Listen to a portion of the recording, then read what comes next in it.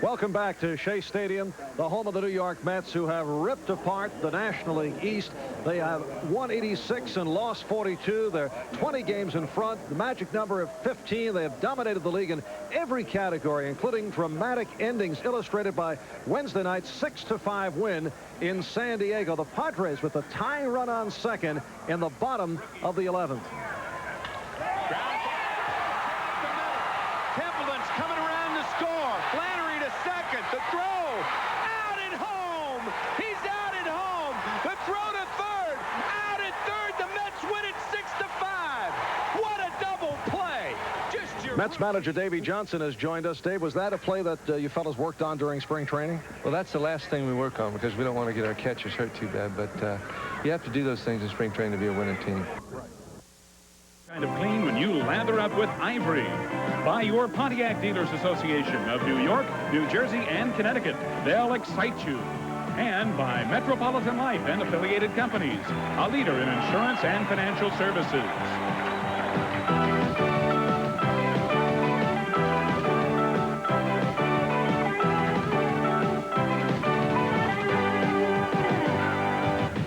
Live from Shea Stadium in New York, WOR-TV presents New York Mets Baseball. As this afternoon, the Mets take on the San Francisco Giants. Pitching for the Giants today, right-hander Kelly Downs, 1-4 with a 3.89 ERA. And on the mound for the Mets, it's left-hander Sid Fernandez, 15-4 with an ERA of 3.61. Well, hi, everybody.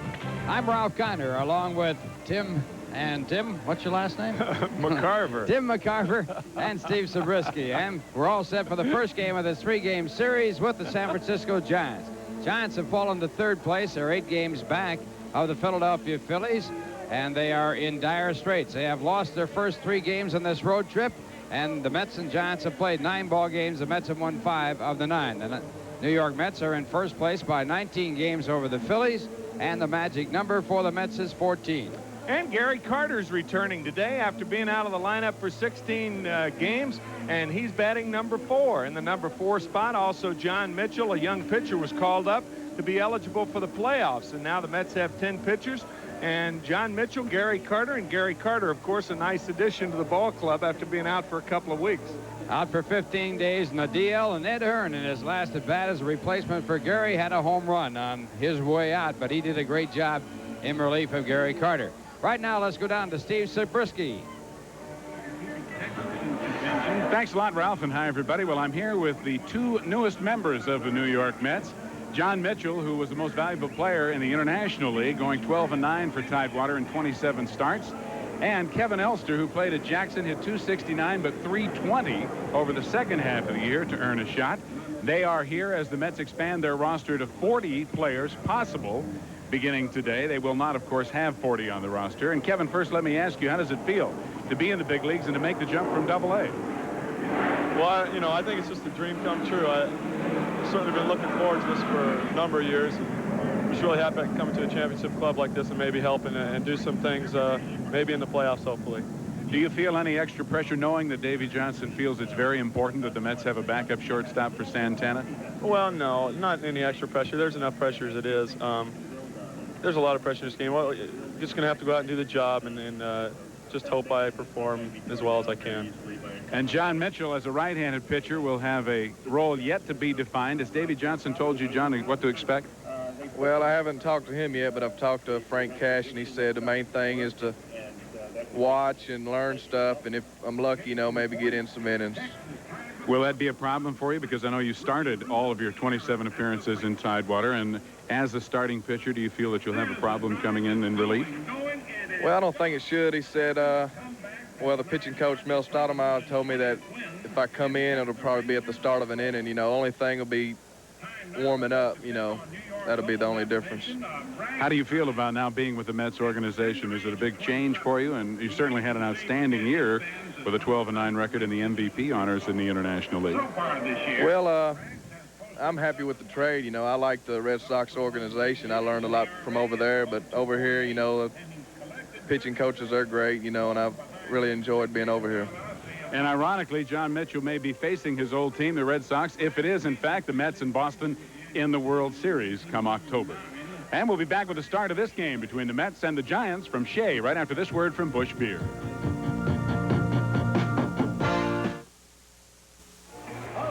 Well, it's Keith Fernandez at first base for the New York Mets. Playing second base, Wally Backman. The shortstop is Rafael Santana. At third base, Howard Johnson. In left field, Mookie Wilson. In center field, Len Dykstra. And in right field, Danny Heath. The catcher back in action after being on the DL, Gary Carter. And on the mound, Sid Fernandez with a record of 15-4. He has an earned run average of 3.61. Sid has walked 74, struck out 155, giving up only 126 hits in 164 innings. Sid Fernandez working for the Mets. And the lineup for the Giants, Dan Gladden leading off and playing center field. Rob Thompson, who certainly should be considered as one of the rookies of the year this year, batting second. First baseman Will Clark hitting third. Candy Maldonado, the left fielder, batting fourth. Chili Davis in right field, batting fifth. Batting sixth, a late insertion into the lineup, Randy Kutcher. He'll play third base in place of Chris Brown. Bob Melvin behind the plate. Jose Uribe, the shortstop, hitting eighth, and Kelly Downs on the mound, and of course batting ninth. And the umpires for the game, Fred Brocklander behind home plate, Steve Ripley, the umpire at first base, Dutch Rendert, the umpire at second, and Lee Wire, the umpire at third.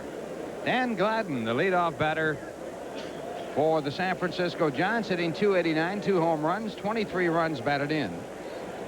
And the first pitch of the game, fastball, a called strike.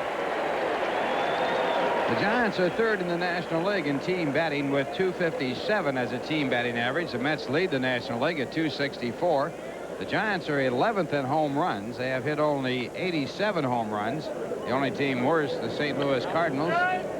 And the Mets lead in home runs. The Mets are tied for first with Philadelphia with 123 home runs. 1 ball, 1 strike, the count to Dan Gladden. Gladden, a switch hitter, and the next pitch, a fastball that's high. Ball getting away from Sid Fernandez. The count 2 balls and 1 strike. Mets have a home record of 41-21. The Giants on the road under 500. They have won 28 and lost 34. And the fastball is fouled back out of play. And the Giants have won 65 and lost 65. Only 8 teams have turned a 100-game loss season around into a winning record the next year. The Giants will have to play better than they have been playing to do that, to become the 9th team. Giants, since the All-Star break, have not played well at all.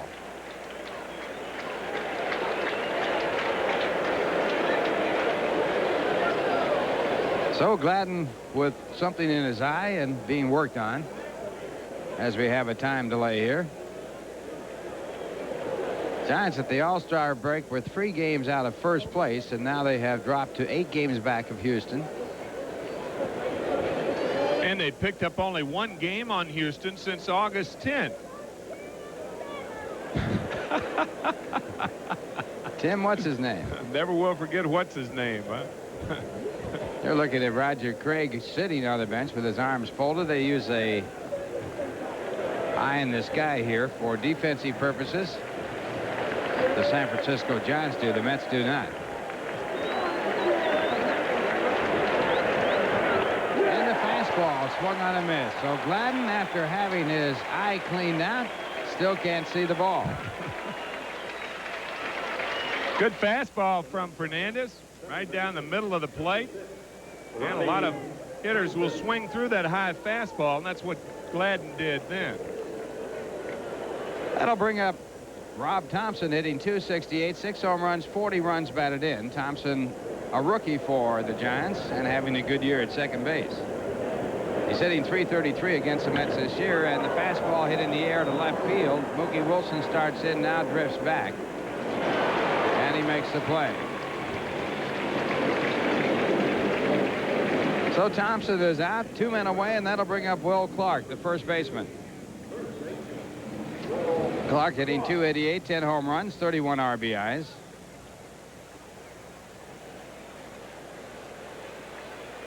Batting .270 against the Mets this year with 10 base hits, none of them home runs. And the breaking ball for ball one.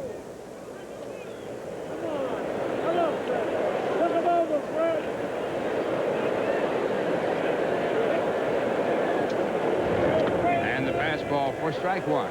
We just got a note that Sid Fernandez faced Will Clark twice on August 21st, 1980 at the American Legion Baseball's 1980 World Series. That was held in Ely, Minnesota that year, August 21st, 1980. Clark faced Sid 2 times. That was when Honolulu beat New Orleans 15-3. Sid pitched only 4 innings to conserve pitching eligibility under the new tournament rules. So Clark has seen Fernandez before. I wonder if he remembers that. I'm sure he does. You don't Yeah. forget those things, especially if he was tough on him.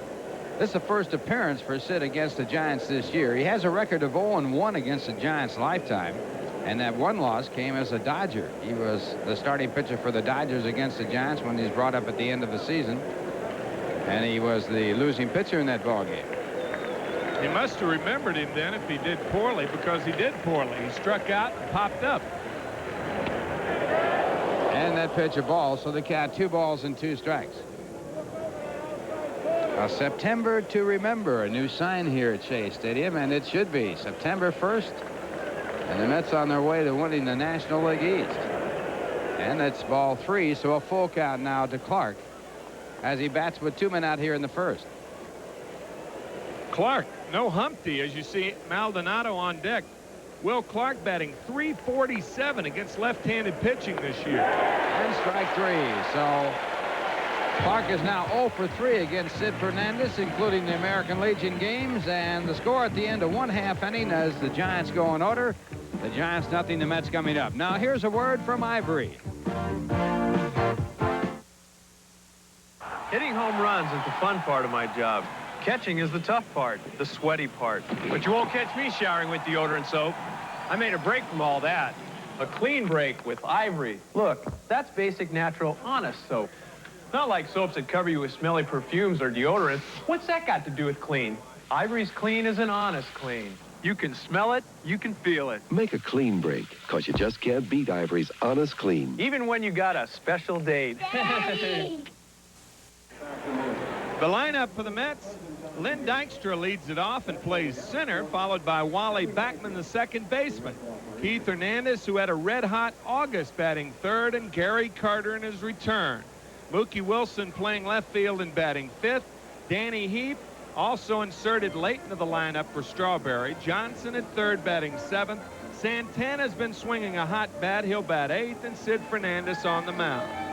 And pitching for the Giants, Kelly Downs. Downs with a record of 1-4, an home run average of 3.89. He's walked 14, struck out 32, given up 45 hits in 42 innings. Kelly Downs on the mound. He's making his second appearance against the Mets.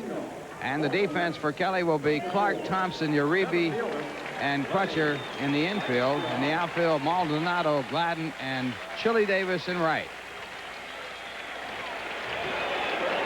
The catcher, Bob Melvin. And now it will be Len Dykstra, the leadoff. Dykstra hitting .299, 7 home runs, 41 RBIs. He has an on-base average of .373. And he's 9th in the National League at hitting with his .299. And the first pitch, ball 1. Lenny hitting .045 against the Giants this year, 1 for 22. And he fouls off a fastball after sort of decoying another bunt attempt. So the Cub, 1 ball, 1 strike. Giants in for their final 3 games against the Mets this year. Tomorrow night it'll be Dwight Gooden against Mike Krukow. Krukow, Met beater. And a breaking ball for a called strike. It's 1-2. Kelly Downs has had nothing but lack of hitting support when he's been on the mound. The Giants have scored only 7 runs in Kelly's 7 game starts while he has been in the game, and they've hit only 190 for him. And that pitch a ball. It's 2 balls and 2 strikes. Kelly at Phoenix earlier this year had a record of 8-5 as you look at Wally Backman, the on-deck batter.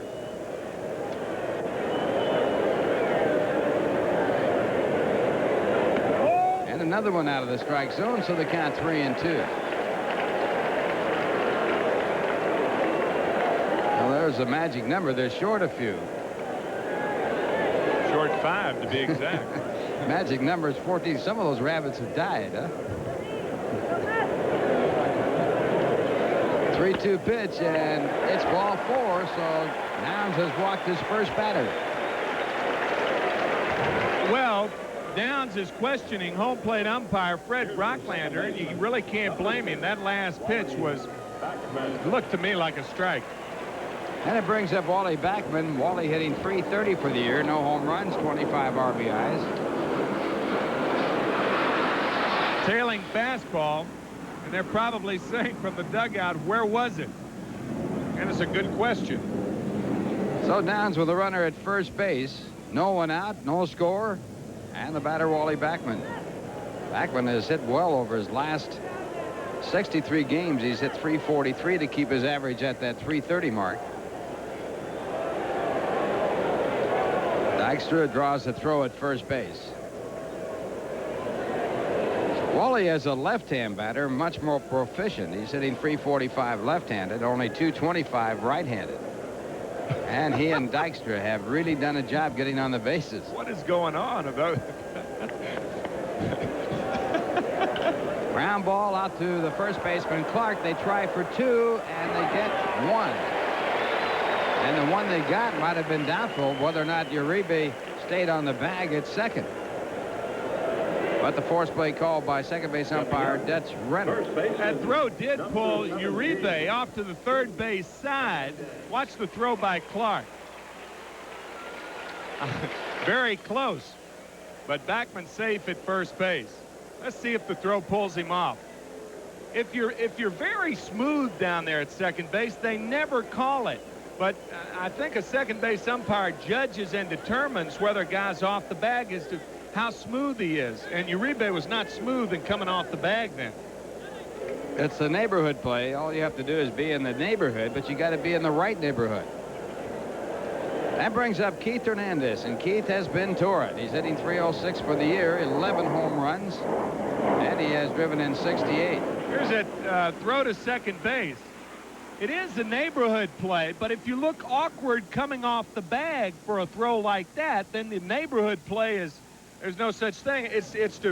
The neighborhood play is to prevent a serious injury at second base, obviously. And the off-speed pitch for ball 1. Keith, in the month of August, just tearing it up. He hit .368, 42 hits, 24 runs scored, 26 runs batted in, 11 doubles, 3 home runs, 5 game-running RBIs, 22 walks, and he was on base with an on-base average of .464, all in the month of August.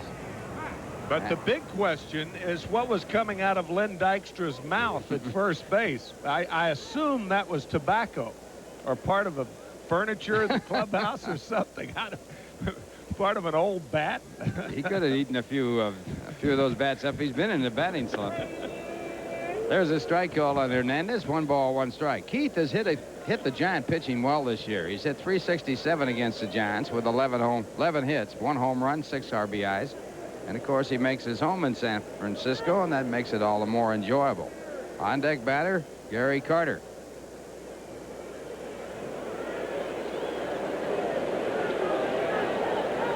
And another throw to first base, and Backman gets back. Wally hasn't been running like he did in the past. He's been bothered, or was bothered, earlier this year with a pulled muscle, hamstring muscle. He's had only 9 stolen bases.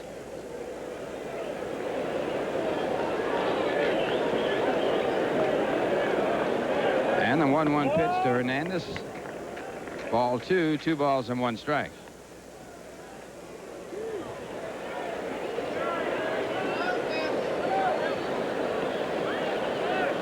Keith checking out to see whether or not the hit and run sign is being put on by Bud Harrelson. My guess is it was. It's a good time to hit and run, and Davey Johnson loves to jump out to early leads, or at least take his chances with early leads. Another throw to first base. And by the pace of this ball game and the pitching of Kelly Downs, we're going to be here a while. Settled in. That's another reason to put on the hit and run. A lot of times you approach a game listlessly, and that's the best way to open eyes. Doesn't put it on, and Keith swings and misses. So they count at 2-2. Davey making the right guess right there. Calculated guess. Well, of course, when you know you have to make contact, you swing differently. And usually you swing better. A lot of times when guys are going into or in bad slumps, if you concentrate on just making contact, you'd be surprised at where the ball goes for you. You end up with your head in the right spot. Yeah, you force the batter to watch the ball and swing the bat. That sometimes gets you out of those batting slumps. And the 2-2 delivery, an off-speed pitch, and the count goes to 3-2, and you can bet the house that Backman will be running with this next pitch.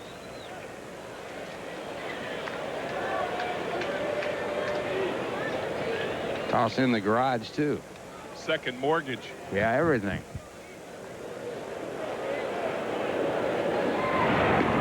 And a throw over to first base, an unnecessary throw because the runner's going to be playing it very safe. 3-2 count with the batter hitting.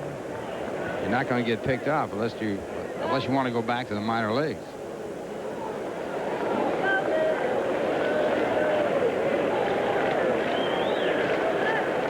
Three and two. Backman running with the pitch, and the ball is taken, and it's called a strike to throw down to second in time. But no tag made as Backman gets in ahead of the ball. Well, I'll tell you. He's really arguing on this call. Well, he was, but I thought he went around. I really did. I thought he went too far. He didn't want to. Ball out of the strike zone down. He went too far. That's a strikeout right there. He's mad primarily. He's not trying to take it out on the umpire, but he's mad that he went around on a pitch like that. You never see a guy get upset like Fernandez does when he swings at a bad ball. And that brings up Gary Carter, who has been out of action for 15 days. Now back in action on the first day that he was activated. Welcome back, Gary. And he gets a hand as he steps into the batter's box. And the slider for ball one. Carter hitting .243 for the year with 19 home runs, 87 RBIs. He was leading the National League in runs batted in when he left to go on that DL. And the leader now, there are two tied for first, Parker and Schmidt with 95. So he's got some work to do. And that pitch is inside, and the count 2 balls, no strikes.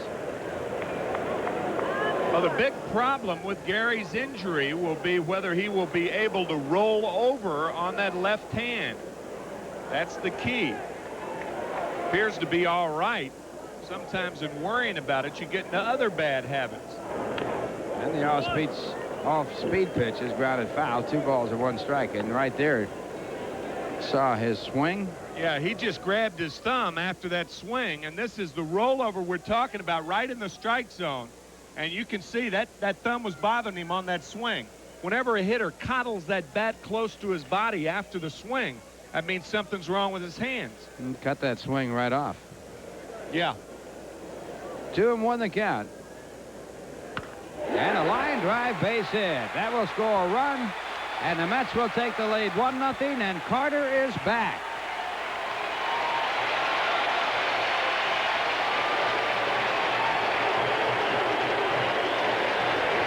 Welcome back, Carter. It was a short trip. He was only gone for 15 days. But that is not a Gary Carter swing. Both of those swings, I know everybody wants to be optimistic if you're a Mets fan, but both of those swings were not your pure quality Gary Carter swings. You can see him right there coddling that bat. After the swing, that thumb hurt him on both those swings. And it brings up Mookie Wilson. Mets leading 1-0. Mookie hitting .303 for the year. 8 home runs, 36 RBIs. And Kelly Downs with his first pitch to Wilson, and that's hit in foul territory. It'll be out of play.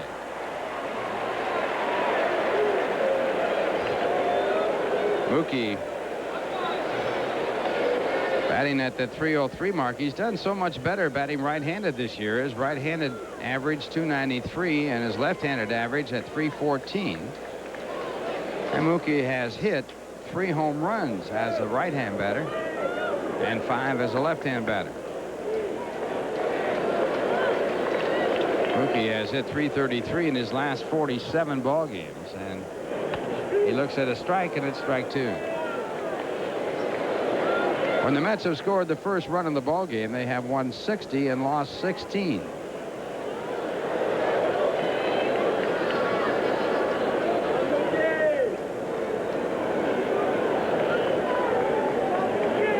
And Mookie is struck out.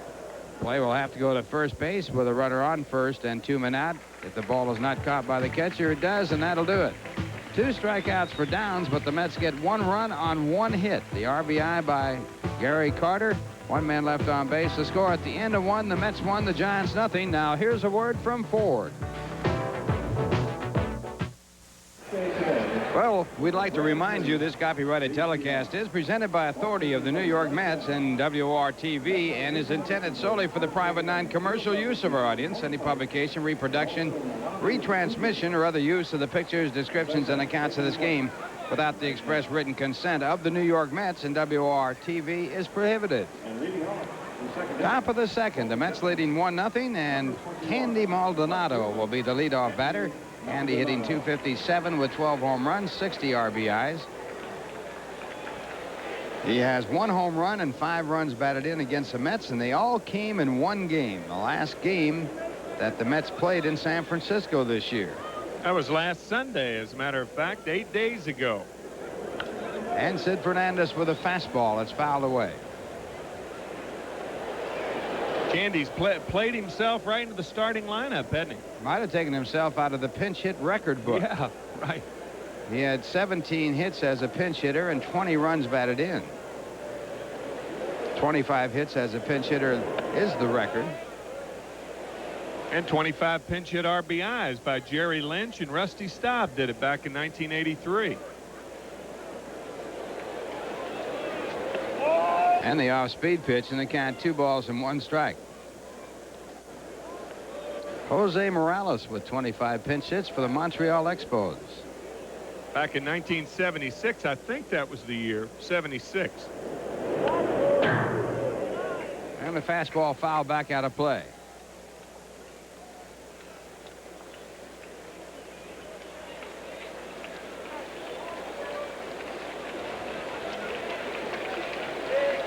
It was 1976. You're right. 25. Rusty Staub had 24 in '83.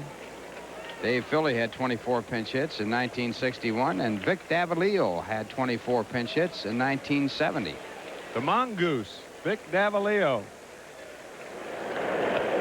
And the fastball for ball 3. 3 balls, 2 strikes. Joe Cronin had 24 RBIs. Jerry Lynch 24 RBIs, and Rusty Staub 24 RBIs. And Maldonado is struck out on a changeup.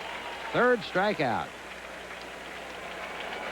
Well, I'll tell you, this is an outstanding pitch. Fernandez just taking something off the fastball. Maldonado looking for the fastball all the way. And he strikes out 3 of his first 4 batters. By the way, coming up Thursday night at 7, live from Fenway Park, a real special game. Mets take on the Red Sox, and we'll be carrying that game right here on Channel 9. That's 7 o'clock Thursday evening. Looking forward to that. Beantown, here we come. Yeah. And the first pitch to Chili Davis is taken inside for ball 1. Davis hitting .278 for the year with 9 home runs, 62 RBIs. But he has been a Met menace. Batting .467 against the Mets with 14 hits, 1 of them a home run. And he has driven in 11. There's the stat that really tells a sad tale for Giant fans. 7 RBIs since the All-Star break. Wow. So he has 62 and 7 since the All-Star break. And the fastball is missed. And of course, when you see the name Chili, you think of food, and it reminds me that it's so nice of Rick Miner, our executive producer, and Bill Webb to split the tab in Boston, buying us all those fresh lobsters that they're going to have at the truck up there. It is a nice gesture in their part. It really is. Although they don't have to do that. No, I know they don't have to, but it is about time. Well, I mean, you could look at it that way. I mean, they don't really have to do that. And here they are spending thousands of dollars. The statute of limitations has almost run out. I think it's been 7 years. That's the big benefit. That's right.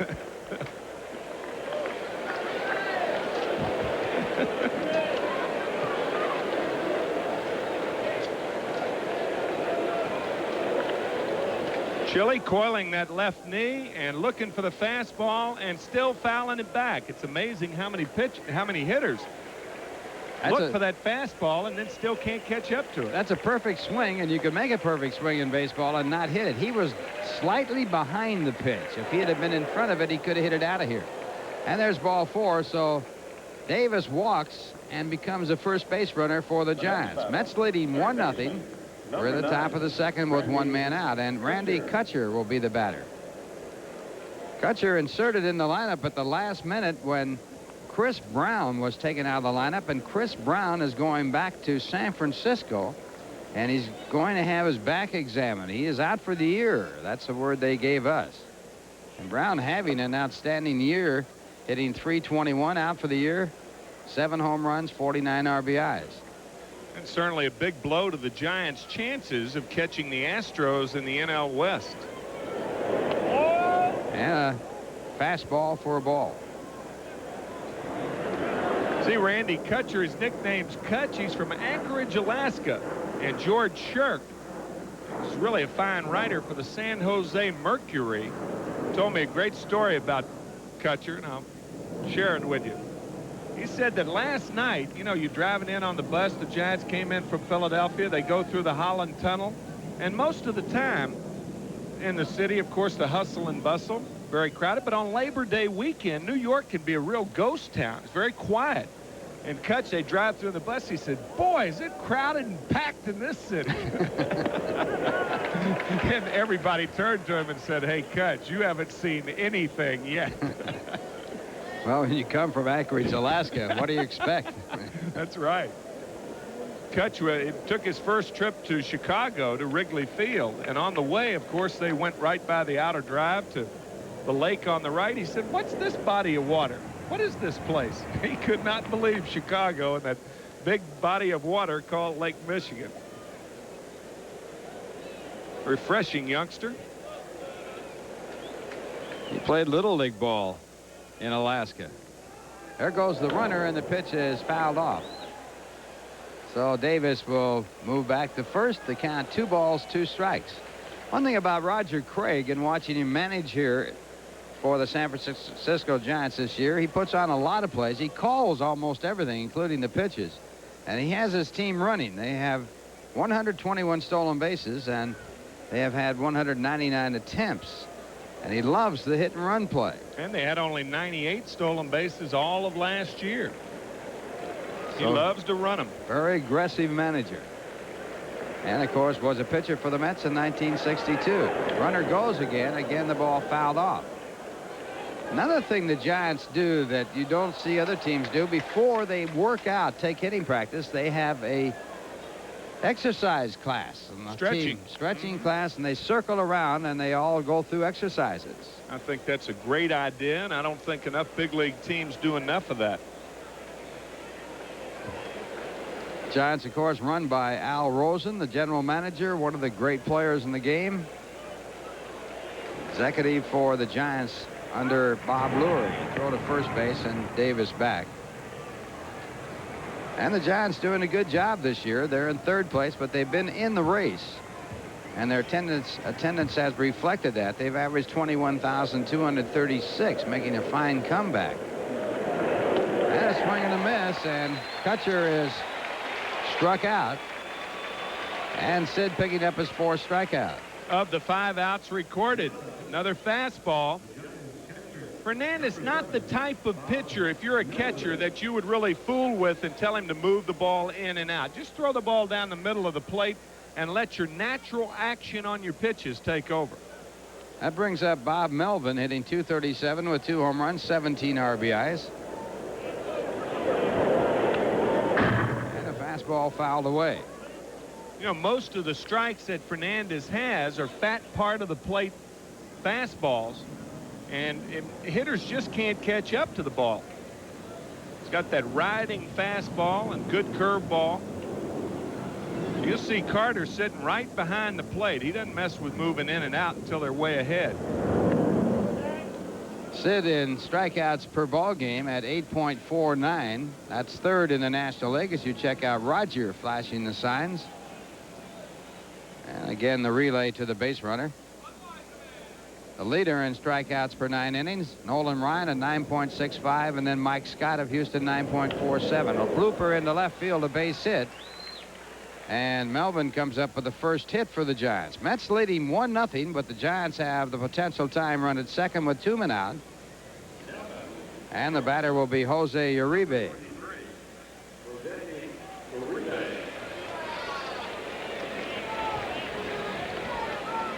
Jose, a switch hitter, hitting .220 from both sides of the plate. 3 home runs, 37 RBIs. He's consistent. He's hitting .216 right-handed and .223 left-handed.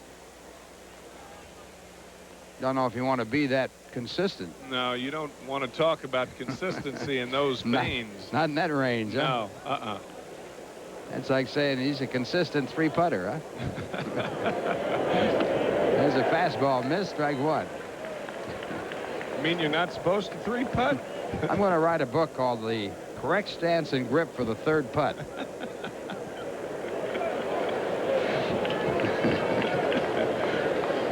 One strike to count.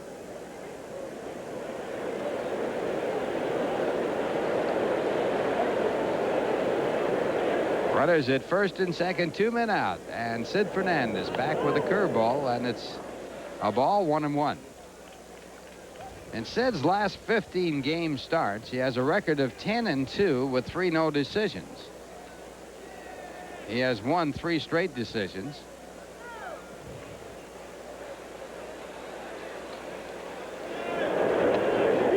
Pitch in there for a called strike. It's strike 2. His strikeout high is 11. That was against the Cubs on July 30th. And he's got a chance to pick up number 5 here in the second inning. On that high of 11 strikeouts, Sid struck out his first 9 batters, but not in order. And he goes to the breaking ball, and the count 2 balls, 2 strikes. Yeah, in that ball game, he struck out 11 in only 5 innings. I've never seen a batter strike out the side 3 times in a row, and he gave up, what, 2 runs? Yeah. Trailing 2-0 in the bottom of the 3rd with 9 strikeouts. Struck out every out.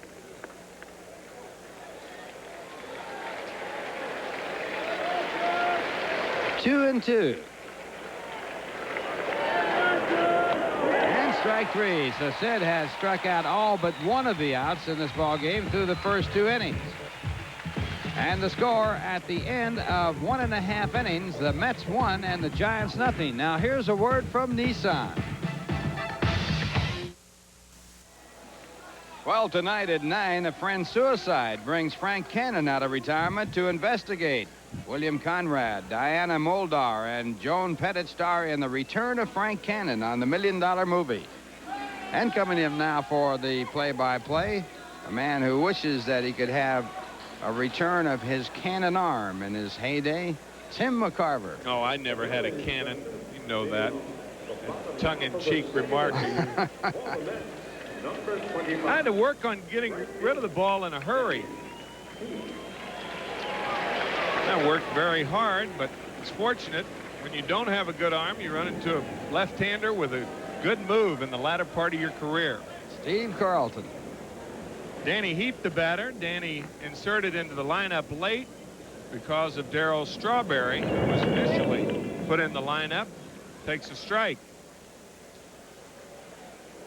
Leaning over the railing up here in our booth is Matthew Webb, the son of Bill Webb. Matthew up very late last night, painting that sign that was just shown by his father.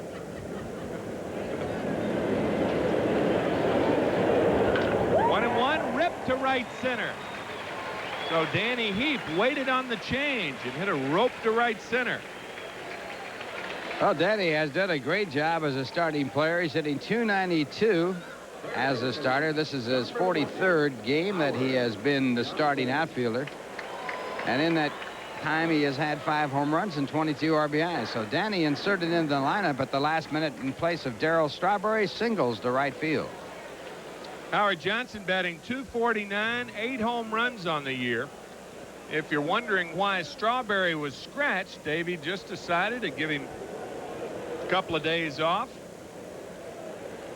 Crowd here at Shea's been on him a little bit the last week since a return from the coast. So Davey giving Darryl a little rest.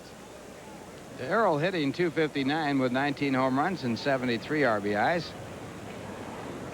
Matthew was not only painting Bill Webb's sign.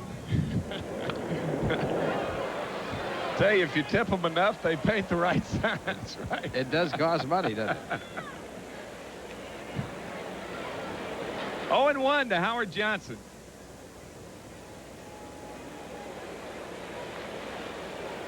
One to nothing, New York on top. Mets trying to cut the magic number down to 13. They're 19 ahead of the Phillies, who play tonight at Veterans Stadium, hosting the San Diego Padres.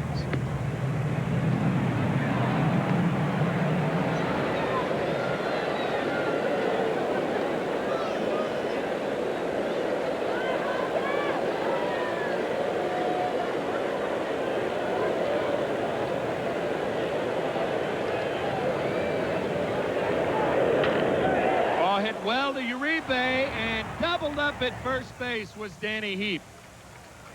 So a double play on what should not have been a double play. Now batting 2 out. number 3.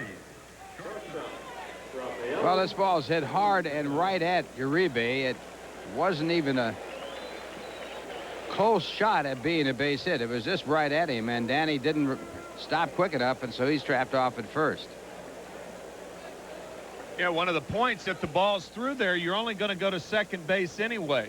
So on a line drive the other way, you really have to make sure. Danny didn't, and he was doubled off at first. Santana takes a ball. Rafi, one of the hottest hitters on the Mets club. He's batted safely in 7 in a row. Good slider is outside, 2-0. Batted .407 in those 7 games. And he's batted close to .290 over the last month. Strike 1. There you are, April, May, June, July, and August as we start in September. And that's the Mets record in those months. Mets hoping this will be a September to remember as he grounds one through the hole in the right field. So Santana now is hitting 8 straight. He's at first with 2 outs. He had hit in 8 straight games previously this year, and his career high is 8 straight games. So tomorrow you'll have to come out here and check him out, see if he makes it 9. Pitcher number 50. They said that about Joe DiMaggio when he hit in his 56. Well, that's 8 straight. You got to come out tomorrow. Keep coming out and coming out. That's a good way to get people in your ballpark. Yep. Of course, if you follow him around for 56 in a row, you're going to spend a lot of money traveling following the club. Fernandez hits the first pitch, a high chopper to Rob Thompson at second, who takes it himself. No runs, 2 hits, and 1 left here in the second, and after 2, it's 1-0 New York. We'll be back after this word from UPS. Every month this year, the Mets and MetLife announced the MetLife Player of the Month, and there are friends from MetLife and the WOR booth this afternoon. And the MetLife Player of the Month is yet to be announced, but will be shortly. Kelly Downs will lead it off for the Giants here in the 3rd inning. 1-0 New York on top. Kelly 2 for 12 on the year. Sid Fernandez has struck out 5 of the 6 outs recorded through the first 2.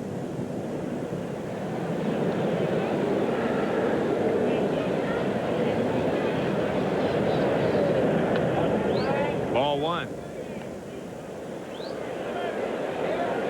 Downs with 2 hits and 12 at-bats in the National League. I guess Chris Berman would say that when Kelly is hitting, it would be Kelly go for the Downs, and when he's pitching, it would be Kelly keep it down. Right? Chris, of course, with ESPN, those marvelous little catchphrases in the middle of people's names. Very clever. Got everybody thinking like that now. You know, you end up trying to make a funny on everybody's name. That's strikeout number 6 for Sid Fernandez. 1 away. Well, 6 of the 7 outs of this ball game have been recorded as strikeouts by Sid Fernandez, and we mentioned earlier that Sid had struck out 9 of his first 9 outs in a game against the Cubs on July 30th.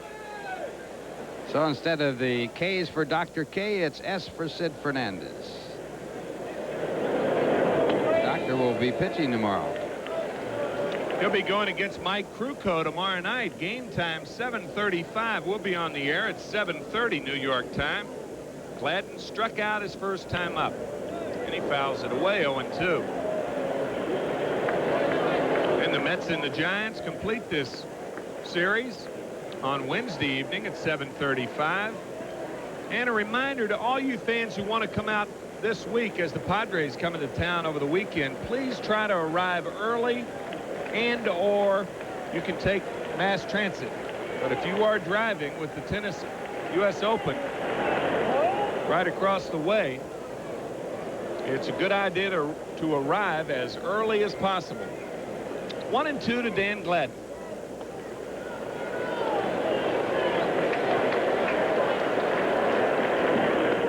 Curveball got him. Strikeout number 7 for Fernandez. 2 outs. Oh, this thing is really a quick breaking curveball and right in the strike zone. Wow. Gladden just gave it a bow. Fernandez in 7 innings last Tuesday night in San Diego struck out 4. And here in 2 2/3, he's already struck out 7. And he leads 1-0. The batter, Robby Thompson. Change up outside, 1-0. Thompson flied to left field his first time up.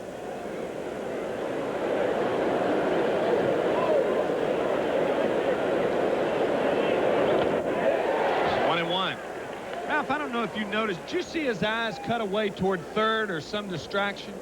I didn't notice that, no. He was looking at Fernandez and his eyes cut away. Did that ever happen to you once you were locked into a pitcher? Not really. The only time that might happen is if you have a runner on third who's breaking down the line. Uh-huh. This is going to be an infield hit for Robby Thompson. I can't remember it happening to too many hitters. Right here, a fastball by Sid, hit off the hands just over the mound, and no chance for Backman to make a throw. Second hit. And the batter, Will Clark, who struck out his first time up. The reason I brought that up is you can really tell the concentration of Gooden, for instance, when he's on the mound. Very little distraction. You never see flighty eyes. And the eyes certainly the windows of the soul when it comes to concentration. This is at bat when he looked away. There it is, yeah. That's strange. You know, with nobody on base, you wonder. No signs to look for. No. Can't see him from that position anyway, right? 1-0 to Will Clark. Maybe he had an idea that he might bunt, and he was checking out the third baseman. With 2 out, nobody on? Yeah, but they do that now. I know. Some things that are blatantly wrong in this game, and that's one of them. Unless you're the 8th place hitter with 2 out, nobody on, you want to clear the pitcher. Or if you're a guy like Vince Coleman, most of your hits are singles anyway, you can steal the base. But not if you're Eric Davis. No, sirree. Boy, he's having a fine year, isn't he? Boy, is he ever. 1-1 to Will Clark. Davis second in stolen bases with 65 to Coleman's 88. Blake on the corner, 1-2. Granny has 22 home runs. Schmidt leads in home runs with 29, and then Glenn Davis of Houston with 26, and Parker with 26. Davis also the most prevalent name in the major leagues. So not only is it the most prevalent in the top 3 in home runs. At the start of the season, there were 10 Davises playing in the major leagues. I wonder if they ever thought about changing their name like Uribe did. Jose Gonzalez was the name that he went by before he found out there were too many Jose Gonzalez's in baseball. So I'm going to go by Uribe. There goes Thompson, swing and a miss. He struck him out. Strikeout number 8 for Sid Fernandez. He has a 1-0 lead, and we've only played 2.5 innings, and Fernandez has 8 strikeouts. We'll be back after this word from Team Pontiac. What was the last exciting thing that happened to you? I've been working on a new swing. Oh, you've been working with the batting coach? No, I've been working with my wife, Nancy. Gosh. Want real excitement? Team Pontiac's final push of 86 is on. We're moving out 86s to make room for the 87s. We're offering 5.9 GMAC annual percentage rate financing on new Fieros and 5.9 on new 6000s. Other rates are available and will be higher as length of finance contract increases. The final push is on.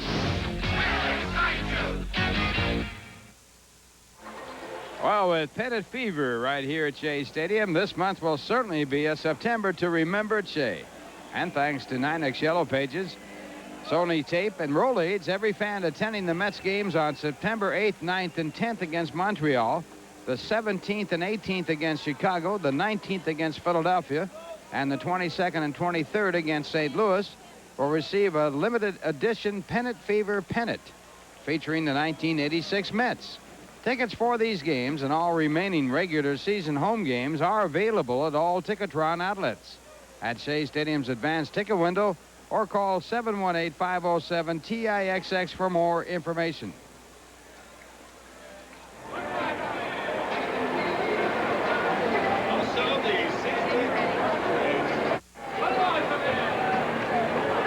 Well, we'd like to remind you the Mets and the Padres on Saturday, September 6th at 2:20 p.m. It's a special day. It's Snapper Umbrella Day, as all adults 15 and over will receive a New York Mets nylon umbrella courtesy of Snapper Mowers, Tractors, and Tillers. Due to the heavy demand of Snapper Umbrella Day, tickets can be purchased at Shea Stadium's advanced ticket window only.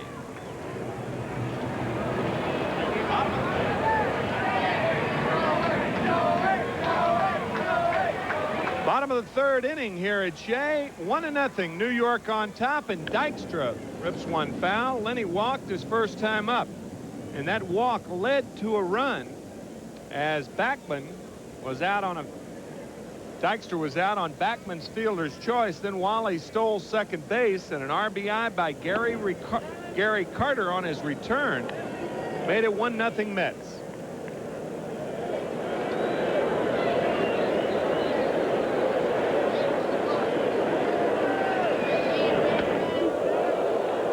Tailing fastball. It was not that far inside, but ask questions later. Well, the Tides finished their season 74-66. Or they finish it today. And then they begin the best-of-5 playoffs down there in Tidewater, Virginia, the AAA affiliate of the Mets. And that playoff will start day after tomorrow.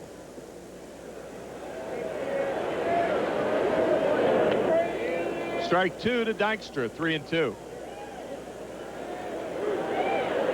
Well, now they got the whole hair story up there. 14 now. Went from 9 to 14, the magic number. Fly ball, right center. Chili Davis waving off Dan Gladden to make the play. And there's one away here in the 3rd. Coming to the plate, second baseman, Wally Backman.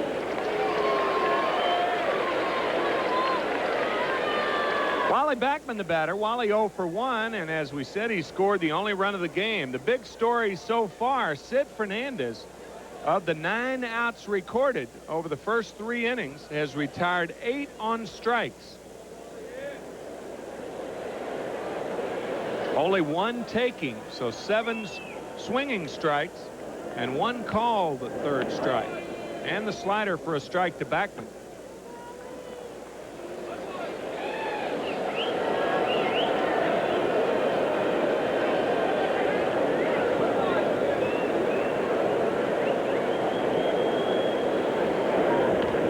And the bunt. Will Clark will have to hurry, and he got him. Good play by Will Clark. 2 outs. Well, the object when you bunt for a base hit on the drag bunt, you try to make the second baseman field it. And Backman didn't get it over far enough, and Clark comes up with it and makes the tag. One thing you have to do when you're being played on, in this case right here, you have to stay in that running path. You can't go outside of it.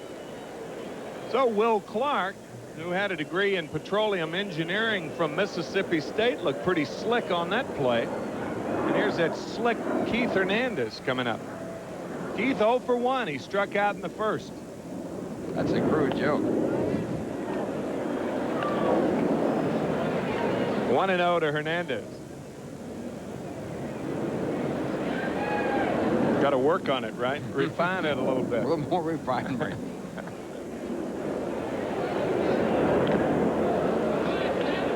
Keith fouls it off. It's 1-1. Mets run scored.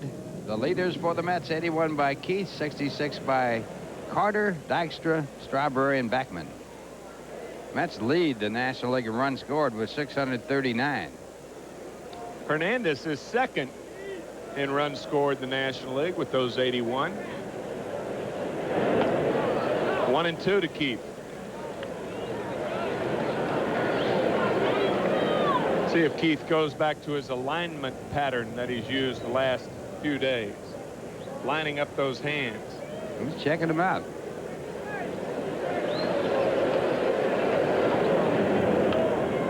Fouls it back.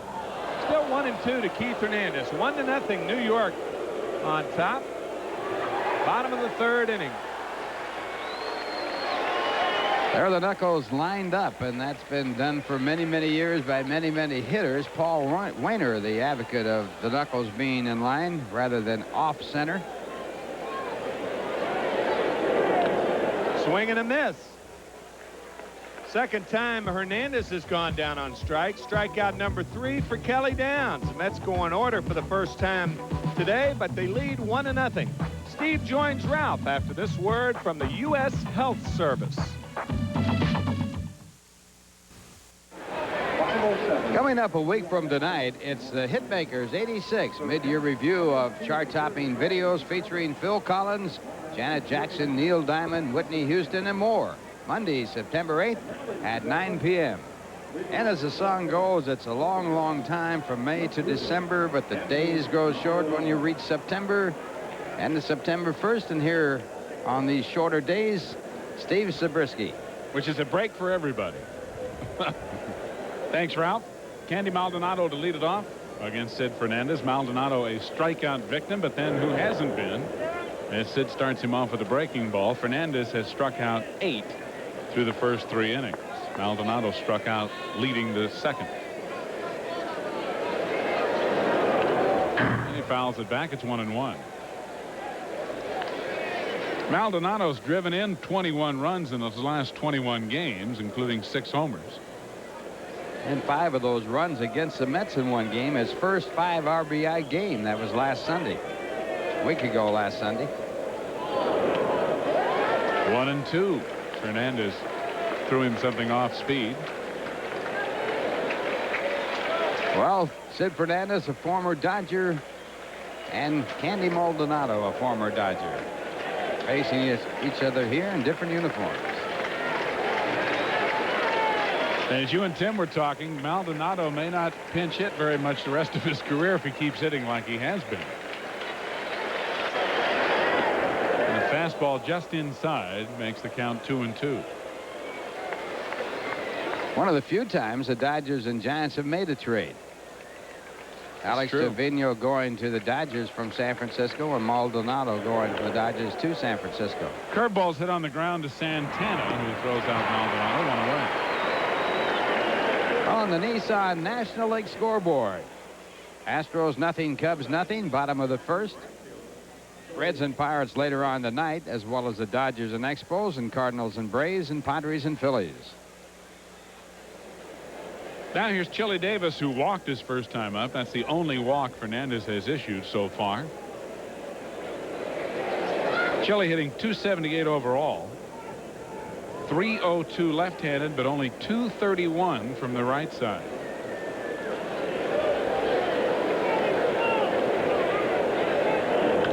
And a fastball fouled out of play, strike 1.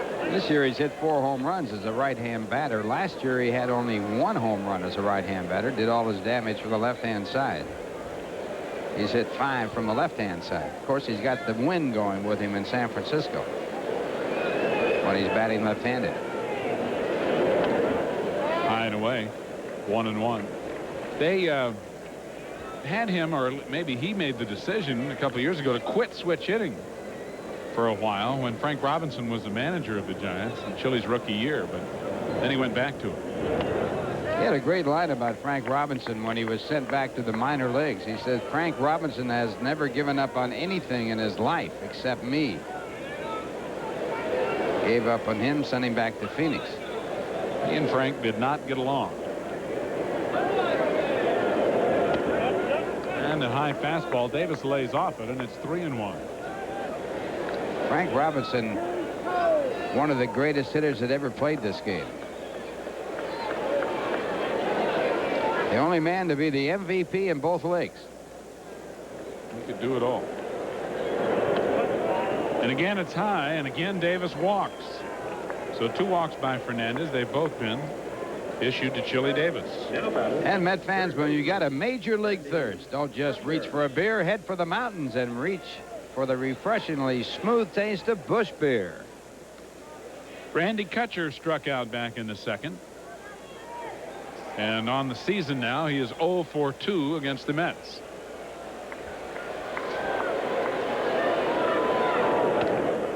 He does not lay off the high cheese, and it's 0-1. Well, what a turnaround. That really does tell the story, doesn't it? They were 3 games back of the first place team, Houston, at the All-Star break.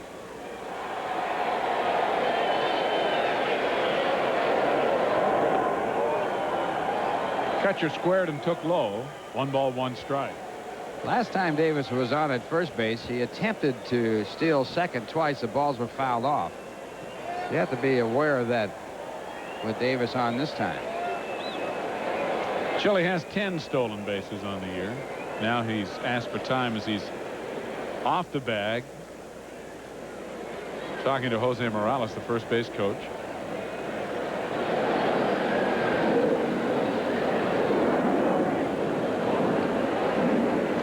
And 1 and a throw to first.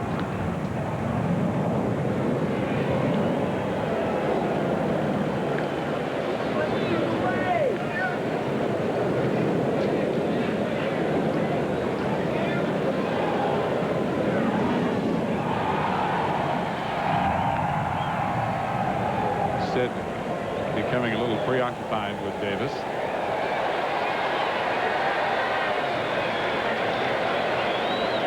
Catcher looking down at Gordy McKenzie, the third base coach. And Chili's running, and a pitch out, and they got him hung up between first and second. And he's out of there. It'll go 2-6-3-4 on the caught stealing, and there are 2 away. And a good call by Gary Carter. The pitch out right here. He comes out to get the ball, then they got Davis. Davis putting the brakes on. Stayed in the rundown a long time, and now Backman gets him. So that'll go as a caught stealing. And a good heads-up play by Carter. And it's 2 balls, 1 strike to Randy Kutcher with 2 out and nobody on. And he popped it up. Santana calling and battling the sun with the glasses down. Squeezes in and the inning is over. So a walk, but nobody left here in the 4th inning for the Giants. And after 3.5, it's still New York 1, San Francisco nothing. Now here's a word from Busch Beer.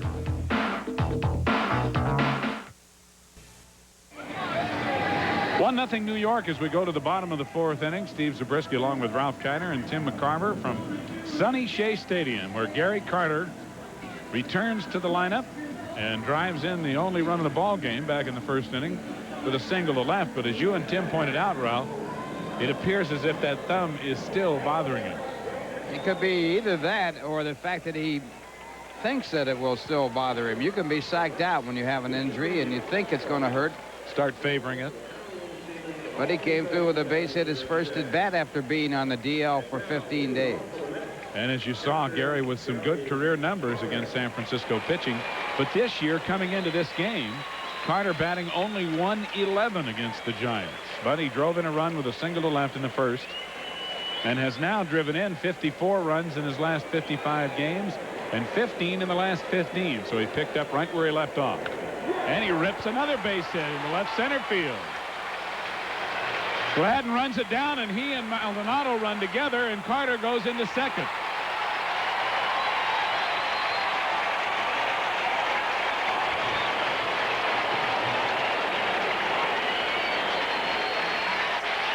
Well, the 2 weeks rest certainly hasn't hurt Carter as far as his appearances at the plate.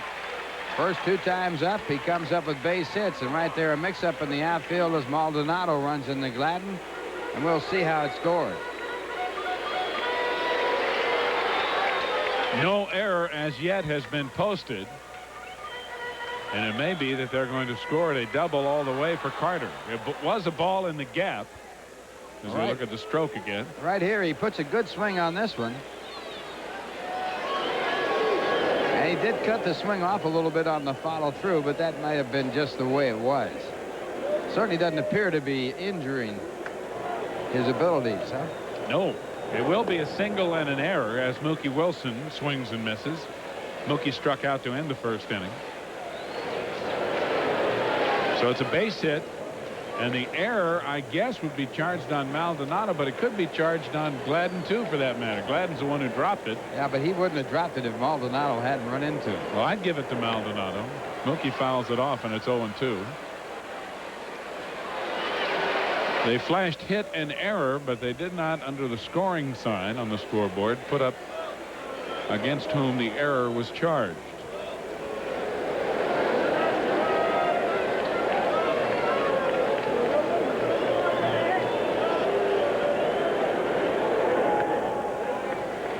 One ball, 2 strikes.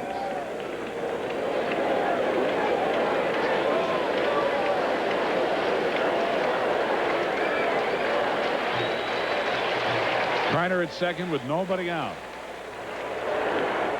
Fouled off, and the count remains 1-2.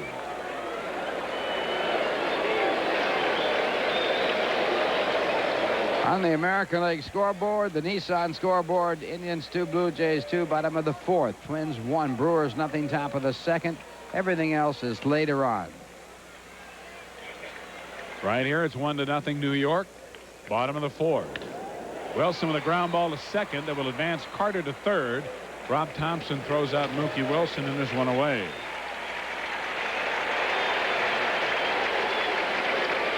Well, there's some good outs and there are some bad outs. This one a good out. It moves the runner over to third where he can score on an out. And it brings up Danny Heap. Danny with a base hit his first time up, leading off the 2nd inning.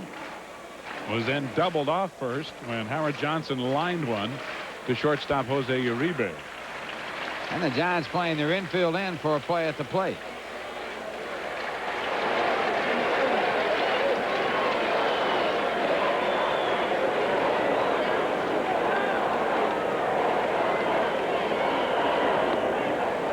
It's high, ball 1.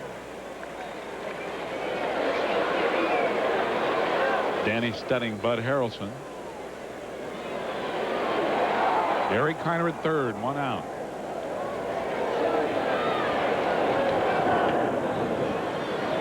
One and one to Heap.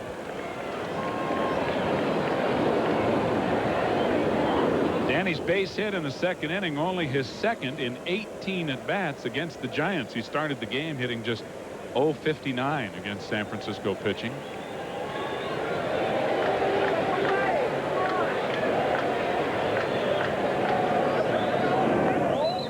In the dirt, and a good play by Bob Melvin. 2 balls, 1 strike.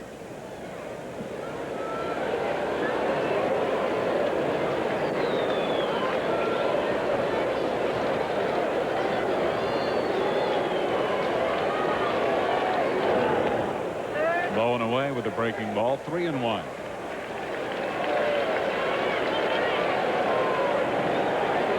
Howard Johnson on deck. Right here, Danny Heath should be looking for a ball that is above the waist. He wants to hit the ball in the air. But he hit it on the ground. Will Clark will hold Carter at third. Tag Heath for the second out of the inning. And so Heath unable to get Carter home. Gary will remain there with 2 away for Howard Johnson. Third baseman, Howard Johnson. Hojo lined into that double play in the second. Hit the ball right on the money, but right at Jose Uribe, who threw to first to double off Danny Heath. They're going to walk him.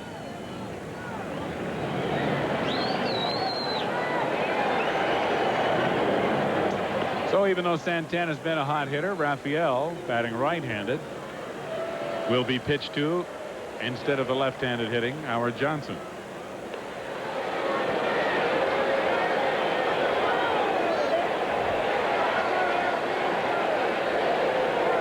This will be the second walk issued by Kelly Downs, the first intentional pass.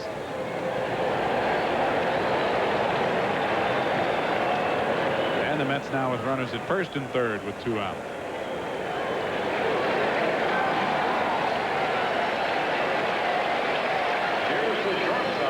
Roger Craig along with Bob Lillis, who has on the headset and positions the defense from the eye in the sky up here at the press level. Rafael Santana extending his hitting streak to his career high of 8 games with a single to right in the second inning.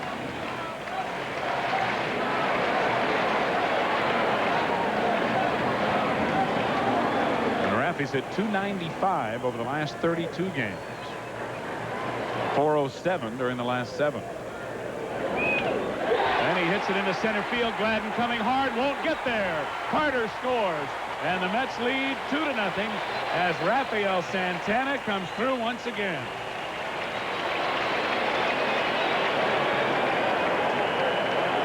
Well, Rafi in his last 8 games has had 13 base hits and 29 at-bats. Well over 400. This is not hit well, but it certainly is in the right place. Got jammed on the pitch, but he loops it into center field for a big base hit, a 2-out base hit. Carter, who had singled and gone to second on the air, moved to third, and the ground out scores, and the Mets now lead 2-0. And the batter Sid Fernandez with runners at first and second and 2 out.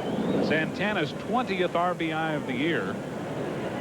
He went along most of the season with less than 10. So at least half of those RBIs have come here in the second half of the year. Sid grounded into an inning-ending force play in the second. Started the game hitting .190 with 4 RBIs. In the dirt. 1 ball, 1 strike.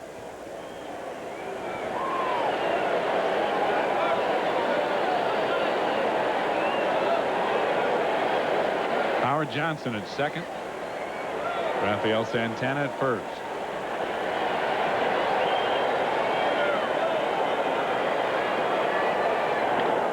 And a ground ball to first.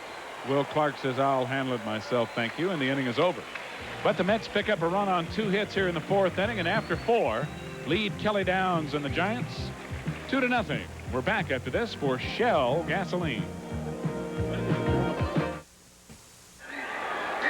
Well, each month, Metropolitan Life Insurance Companies award a MetLife Met of the Month, and Keith Hernandez is the MetLife Met of the Month for the month of August. Hernandez hit .368 with 11 doubles, 3 homers, 26 RBIs, 5 of which were game-winning RBIs, and he scored 24 runs in 30 games in the month of August. Keith presented the award prior to the game by the Senior Vice President of Metropolitan Life, Mr. Charles Bungie. And so Keith Hernandez, MetLife Met of the Month for the month of August. What a month he had. Keith, of course, a strong candidate for National League Player of the Month honors as well. 2-0 New York as we go to the 5th inning here at Shea. And for the Giants, the leadoff batter will be Bob Melvin, followed by Jose Uribe, and then the pitcher is scheduled up third, Kelly Downs. Melvin with a single to left his first time up, one of just 2 base hits the Giants have managed off Sid Fernandez, the other an infield single by Rob Thompson, as Fernandez has struck out 8 in 3 innings of work, the 4th inning being the only inning in which Sid did not record a strikeout. And a fastball right in there, strike 1.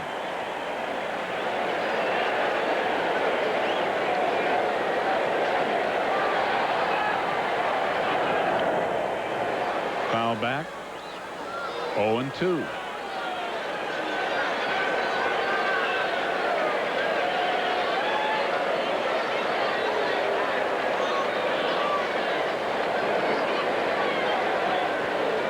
This game has not moved along at a rather brisk pace for a 2-0 affair, because both pitchers, the type who have long games. Kelly Downs, a very deliberate worker, especially with men on base, and Fernandez has so many balls fouled off against him and so many deep counts that his games always take a long time.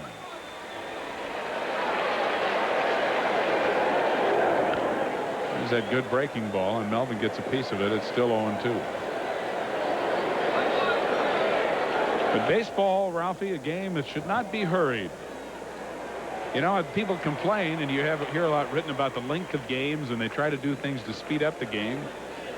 But it's just a game that doesn't lend itself to rushing. Sid rushed that one up there right by Bob Melvin, and strikeout number 9. Well, this is a very, very good fastball. Melvin way behind it, and he goes down. Nobody covers sports like Channel 9 with double duty from Steve and Al Albert on News 9 prime time, along with the rest of the award-winning Channel 9 news team, tonight at 8 only on Channel 9. Now here's Jose Uribe Gonzalez. Jose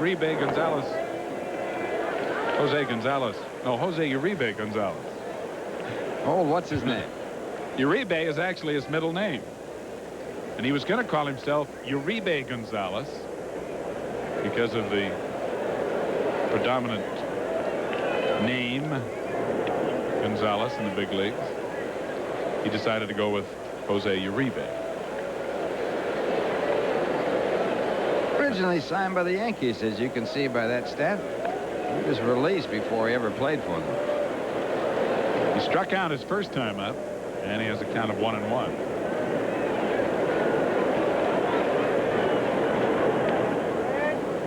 You know, getting back to the slowness of baseball. Baseball is a game that should be savored.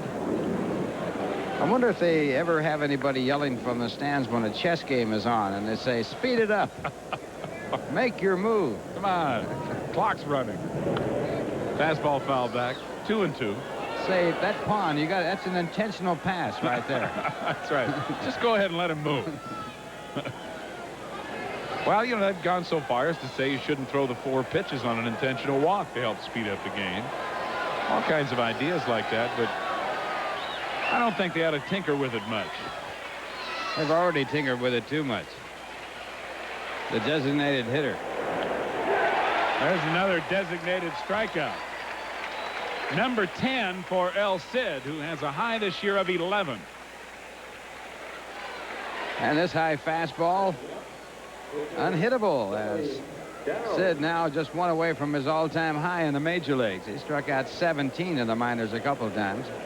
They're going to have a real snake sound going out there pretty soon if he keeps it up. Kelly Downs struck out back in the 3rd, and he takes low, ball 1.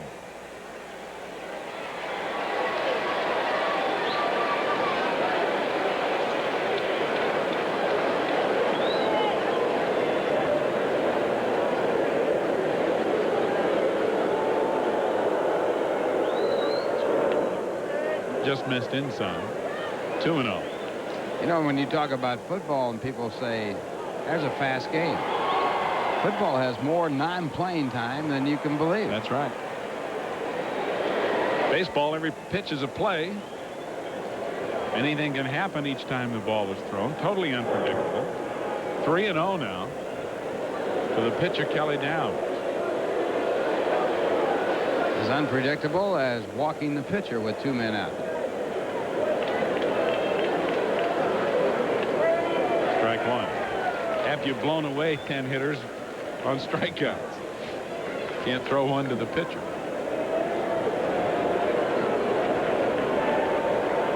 Downs taking all the way, and it's right down the pike. 3-2. Wonder if they'll give him the take sign on this pitch. It's been done. Preacher Rowe was such a terrible hitter that when the count got to 3-2, they'd have him take. Doesn't look like Kelly's taking here. But he's taken his bat back to the dugout. Fernandez has struck out the side 3 times now. This is the first inning in which he has done it in order, and he has tied his high of 11 Ks through the first 5 innings with the Mets out in front 2-0. More after this from Manufacturers Hanover Trust. Wish that guy would get excited. Gee whiz. Well, we're going to the bottom of the 5th inning, and the top of the order will be up for the Mets for the 3rd time in this ball game as New York leads at 2-0. And coming back in to call the next inning and a half for you, Ralph Kiner. Okay, Steve Zabriskie, and once again, hi, everybody. Len Dykstra to bat against Kelly Downs, and Downs has run into the same syndrome that has bothered him in his major league career. The Giants, while he has been pitching in a baseball game in the major leagues, have scored only 7 runs in his 7 game starts, and this is his 8th game start. And the Giants have yet to score. They owe him one. They're 1 behind. Lenny Dykstra 0 for 1 with a walk. Flat out to right field is one official at bat. The Mets had their 5-game winning streak stopped yesterday when they lost to the Dodgers and Fernando Valenzuela. The Mets have won 5 of their last 6 and 11 of their last 13. And Dykstra looks at a slider, a called strike. Dykstra's average now at 298. And there's that off-speed pitch. I guess that's a splitter. If you work for the manager of the Giants, you should come up with a split finger fastball. I don't think there's anybody on the staff that does not throw it. And a swing and a miss, and Dykstra back to the bench as he got him with the splitter. Lenny does not appear to be seeing the ball very well. He's had a lot of tentative late swings during this slump that he's been in. And that was indicative of that, the way he went after that pitch. 4th strikeout for Downs, and it brings up Wally Backman. Wally 0 for 2. Tried to bunt his way on his last time up and was out on a good play by Will Clark, the first baseman.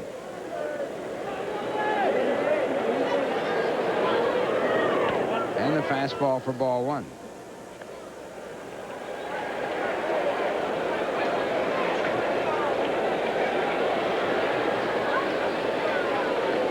Another big crowd here today. The Mets have drawn over 43,000 in their last 10 openings. There's a base hit for Backman.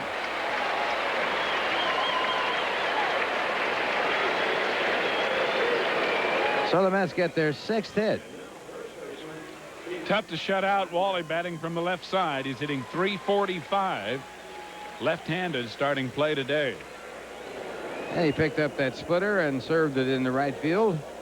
Apropos with the Nationals being played right next door here to the Shea Stadium.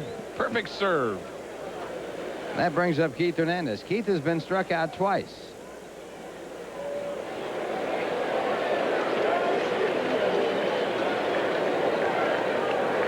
Fernandez with that torrid month of August, hitting .368. Had an on-base average of .464 in the month of August. Backman taking a belly flop back in the first. Keith hit in 26 of the 30 games he played in August. Unbelievable month after June and July were dismal for him. Lifetime Major League batting average of over 300, and he takes the pitch for ball 1.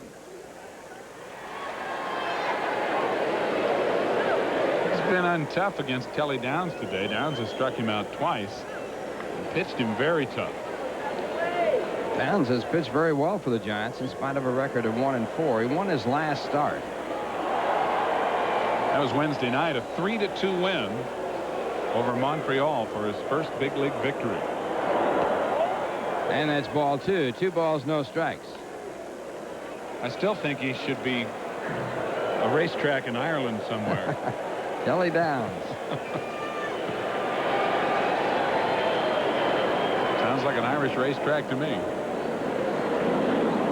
Well, his brother Suffolk has a racetrack. How about his Mexican relative, Briodoso? That's true. They have all the quarter horse racing in New Mexico. My home state. That's right. 2 balls, no strikes.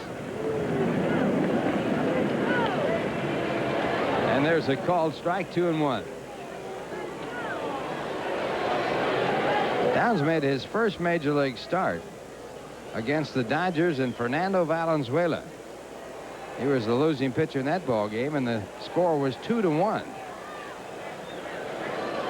You saw Joel Youngblood sanding the finish off one of his bats. You watch major league players long enough, you'll see them do all kinds of things with that lumber, won't you? It's about that time of year that Joel starts growing a beard for his deer hunting in the wintertime. He's not alone in that department either. A lot of big league players see that calendar turn September and immediately stop shaving. He hasn't started his yet. Still makes his home in Greenwich, Connecticut, as does Lee Mazzilli, Tom Seaver, Tim Tuffle. Little village just short distance from the ballpark. 2-1, and a foul ball off the fastball. That's 2-2. And you lived there during the season. Mm-hmm. Had to get out of the state. They wouldn't let me live in New York State. You see the crowd well over, I would guess at least over 40,000 here today. Again. Mets have averaged 38,253 every time they have opened up the gates here at Shea Stadium. They probably will average more than the Dodgers this year, but the Dodgers don't get rained out, so they draw more people because they have more openings. Dodgers will draw over 3 million. The Mets with an outside chance to draw over 3 million for the first time in their history. The Mets have held the all-time attendance record in New York for years, going back to 1970. And last year they broke their own record with over 2.75 million paid. And they go by turnstile count in the National League, not tickets sold. The Mets had over 3 million tickets sold last year. And if they'd been in the American League, they would have had a 3 million in attendance. So Fernandez has struck out for the 3rd time. Downs has 5 strikeouts. Keith can't believe it, saying to himself, how did I miss that pitch? And when was the last time you saw Keith Fernandez strike out 3 times in a game, let alone 3 times against the same pitcher? That is an amazing feat for Kelly Downs. And now the batter will be Gary Carter, and Carter 2 for 2 since coming off the disabled list. Single to drive in a run in the 1st, and a single and a run scored in the 4th.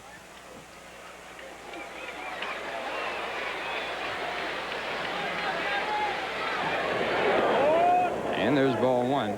For those of you who are keeping score, when Carter singled and went to second when the ball was dropped in the outfield, the error was charged to the center fielder Gladden, although Maldonado ran into him to knock the ball out of his glove. Should have been scored the other way around, in my opinion. I agree. Should be on Maldonado. Toss to first.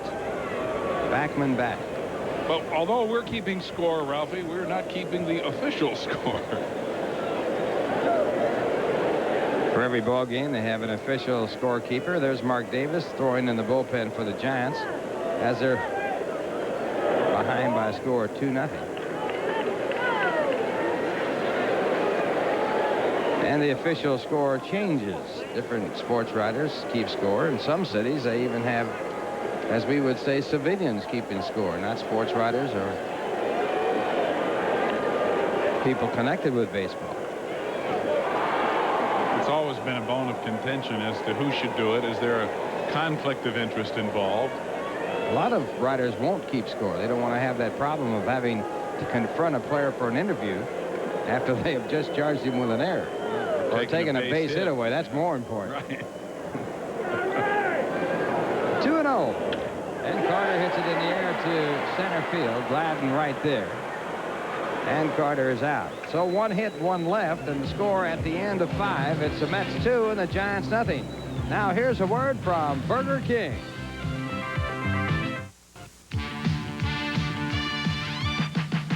Milk's got the kick that gives you more. Health kick. More nutrition in every pour. Health kick. Hey, New York, get on my Health Kick. Milk. It's got the power I need for pure energy. Kick. So get on a Health Kick, let it pour. America's favorite Health Kick. Get on a Health Kick, milk's got more. Have more milk, 'cause milk's got more.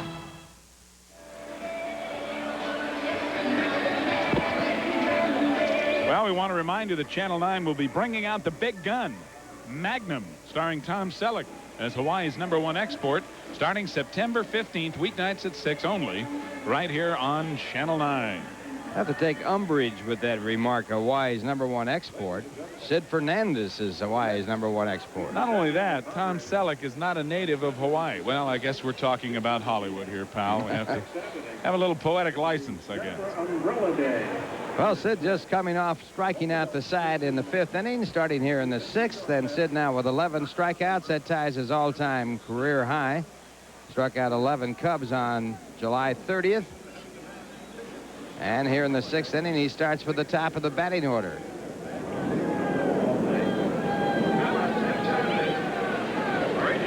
Last chance to get those summer uniforms out, huh? That's right. White pants are out of it after today.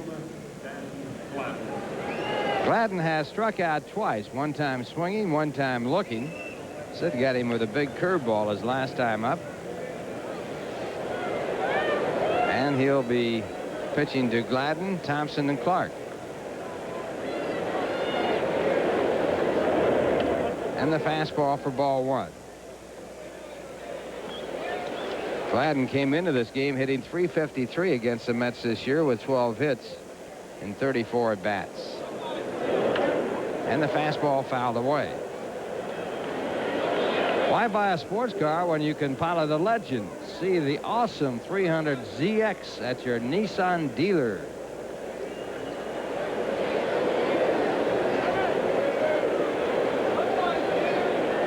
One delivery, fastball that Fred Rocklander said was too low. Gladden's really come on the second half. He had a horrible first half after a very good season last year. As you can see, he's hit well against the Mets, however. 3 balls, 1 strike.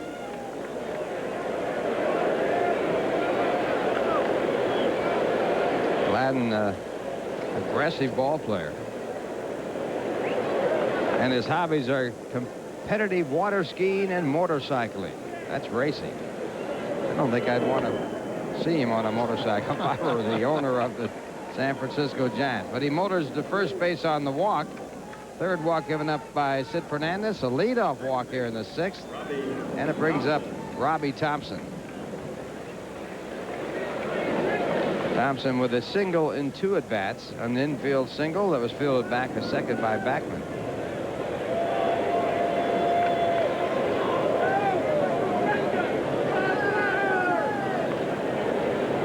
And the throw to first base.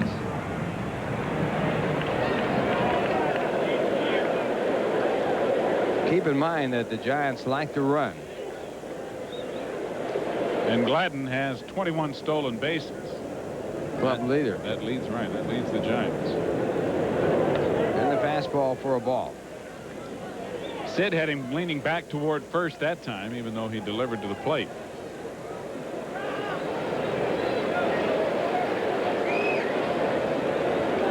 Sid picked Jolie Davis off at first base back in the 4th inning. And a strike call, and it's 1-1.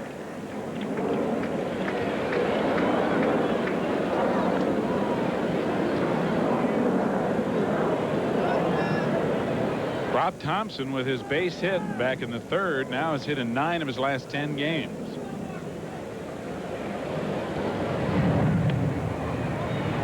Thompson leads all of the rookies in base hits with 126. Batting .268. He also leads in RBIs with 40. So he's a definite candidate for Rookie of the Year. Off-speed pitch in the count, 2 balls, 1 strike. He's also #1 in doubles. He has 23, and in games played, which I guess is also important when you're going after that rookie honor.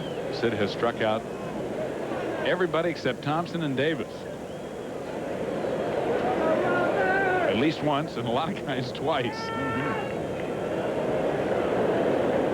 2-1, good hit and run count. But it's not on. A fly ball to center field. Dykstra a long way to go. That ball carrying out to the wall and off the fence. Gladden coming to third is waved on in, and Thompson ends up at third base. So Rob Thompson with his 2nd hit of the ball game, and the Giants are back in it. Well, when you walk the leadoff batter, you bring the tying run to the plate in a 2-0 game. Now the tying run is at third. Rob Thompson hits the base of the wall in deep center field, 410 feet away from home plate. His 3rd triple of the year, and he drives in his 41st run. Now Dykstra has a little problem here as he steps. See where that partition gives way, and his foot got caught underneath there. Dykstra had to free his foot from underneath that movable piece of fence before he could make the throw. Whether or not it made any difference in Thompson going to third, I don't know. And now the infield in with Will Clark, the batter, and the first pitch is a breaking ball for ball 1. That 3-base hit for Rob Thompson, the 3rd in this game, 3rd hit for the Giants. Now they have the tying run at third base with no one out and a foul ball in the count, 1 ball and 1 strike. Clark has struck out twice against Fernandez. And if there ever was a situation during this ball game in which Fernandez, who has struck out 11, needs a strikeout or 2, it is right now. You know what you saw that happened to Len Dykstra happened to Elliot Maddox in this ballpark when he was in the American League. And he broke his ankle on that same type of play. Later on, he sued the city of New York. Said it was faulty construction or whatever. He lost the suit. But he also lost the rest of the season. Yeah, he had that broken ankle on a play just like that where his foot went underneath the fence. And a fastball, a strike call, and strike 3. Strikeout number 10, make that number 12. And Sid Fernandez has set a career high. Well, and a good time to do it as far as Sid's concerned. As he got that fastball by Clark. Clark took that same pitch for strike 2 his last time up. The 12th K goes up, and actually it's the high for this season for Fernandez. I think he struck out 14, make that 13 last year. Not sure. Now the batter is Andy Maldonado, and the fastball a base hit, and Maldonado does it again. Singles in the tying run, and it's tied at 2 as Candy comes through with a sweet base hit. Well, Sid got 1 strikeout he needed, but he didn't get the second one. He struck out Maldonado once. Candy actually hit this ball off the end of the bat, but hit it pretty good. Certainly good enough to get the run home to tie the game from third base. So the Giants back in it as it's tied at 2, and the batter coming up will be Chili Davis, who has walked twice. Fernandez's career high for strikeouts is 13. He did that twice last year, once against Philadelphia and once against Cincinnati. And the fastball for ball 1. Davis hitting .467 against the Mets with 11 runs batted in. He's had 14 base hits, one of them a home run. And in the last game that the Mets played the Giants in San Francisco, Davis did not play in spite of those stats. goes. The pitch fouled back. So Maldonado running with the pitch. Now back to first base.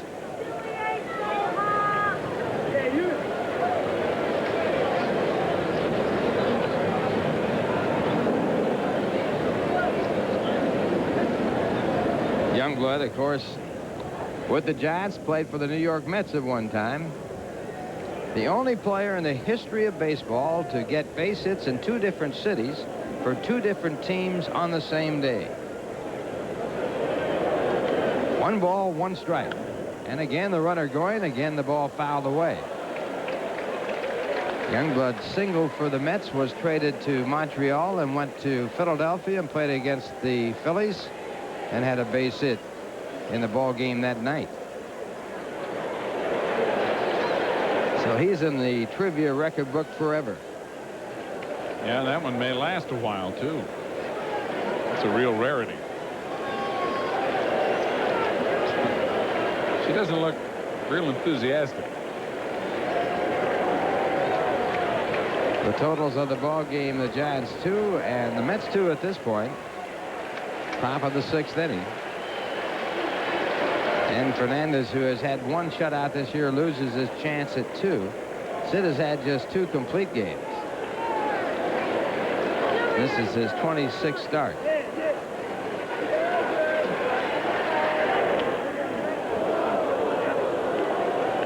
Two balls, 2 strikes.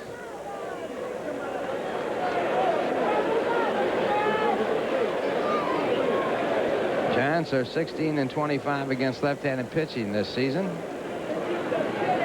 Much better against right-handed pitching.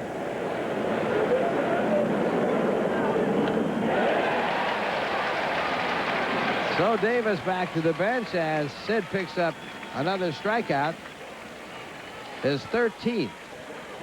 After walking Davis twice, and Chile had laid off that high fastball to get those walks, this time Davis goes after it, and that pitch is tough to catch up to. Strikeout number 13 to tie Sid Fernandez career high. All-time high for strikeouts this year. Clemens, who struck out 20, an all-time record against Seattle on April 29th. Ryan struck out 14 against Montreal in 9 1/3 innings.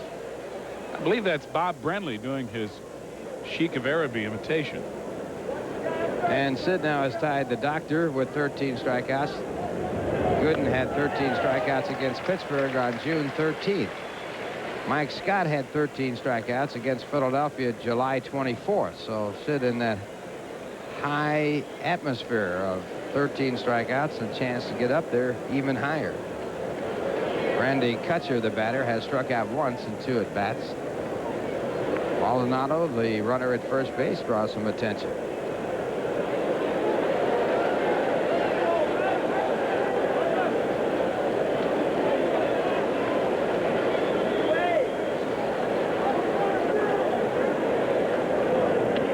And that one catches the outside corner. 1-2 the count.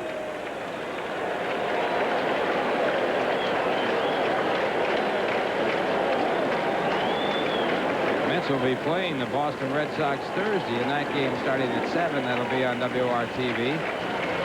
Rick Aguilera will pitch for the Mets in that game. Mets with the luxury of being able to start one of their starters in that game. Red Sox in their battle for first place, leading Toronto by 3.5, will probably bring up a minor leaguer to pitch. And a curveball, but not in the strike zone. Well, watch Randy Kutcher here. He gives us a little duck job. Hello. I'll duck down with that pitch and see if I can get the call, and he got the call. Belongs to Ducks Unlimited. Back again, and now the count full to 3-2.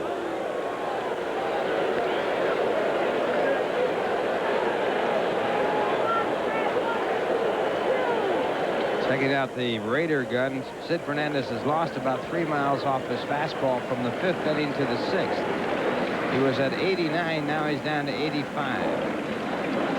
Runner goes, a swing and a miss, and strikeout number 14. So Sid Fernandez strikes out the side but he gives up 2 runs on 2 hits, and he lays 1. And the score at the end of 5.5 innings, the Giants 2 and the Mets 2. Now here's a word from Nissan. Gary Carter and Channel 9 have teamed up in the fight against leukemia. They are offering a personally hand-autographed Gary Carter card when you send a $10 check donation to Gary Carter Card, surprisingly. Leukemia Society of America, 205 Lexington Avenue, New York, New York, 10016. Well, Sid Fernandez with his 14 strikeouts. As you look at Mookie Wilson, who will lead off for the Mets in the 6th inning, has just struck out the most batters by a pitcher in the National League in a regulation game. His 14 strikeouts, the most in the National League. Ryan struck out 14 against Montreal and 9 in the 3rd innings, an extra inning ball game. And prior to Sid, Dwight Gooden had the most strikeouts by a Met pitcher this year, 13 against Pittsburgh on June 13th. The most strikeouts by a left-handed pitcher in the history of Major League Baseball, Steve Carlton with 19. So Mookie Wilson, the leadoff for the Mets. Mookie 0 for 2. Kelly Downs on the mound, and this ball hit in the air to left field. Maldonado over there to make the play. Here's the Nissan National League scoreboard for you. Houston and Chicago, no score in the 4th inning, and everything else is at night. And now the batter will be Danny Heap. Danny is 1 for 2 today. Single to center in the 2nd.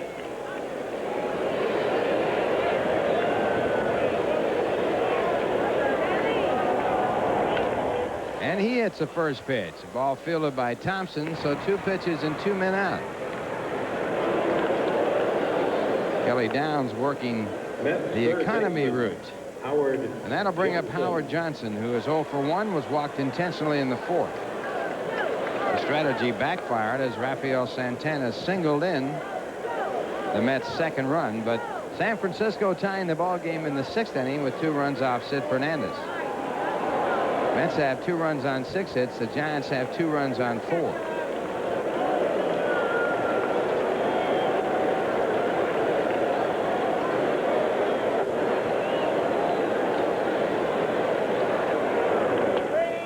And there's strike 1.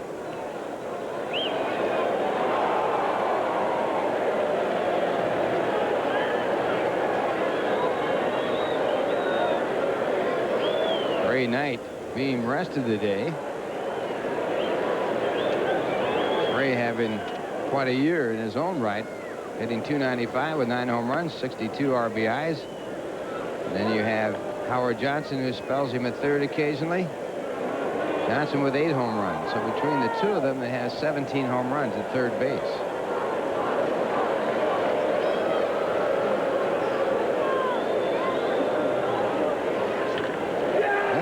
Hit to right field where Davis tracks it down, and the Mets go quietly. Quick inning for Kelly Downs. And the score at the end of 6 as Tim McCarver comes back in with Steve Zabriskie. It's the Mets 2 and the Giants 2. Now here's a word from Bud Light. Well, here's a breakdown of Sid Fernandez pitches. The 18 outs that he has recorded so far, only 2 in the air, 1 in the ground, the 1 caught stealing on Chili Davis after he walked, and 14 of the 18 outs by a strikeout. But it is a 2-2 tie.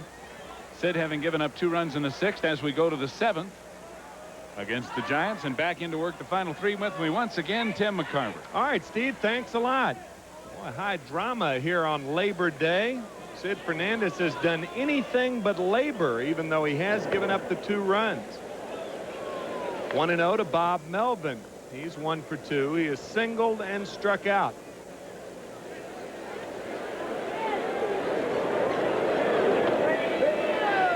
And it's 1-1.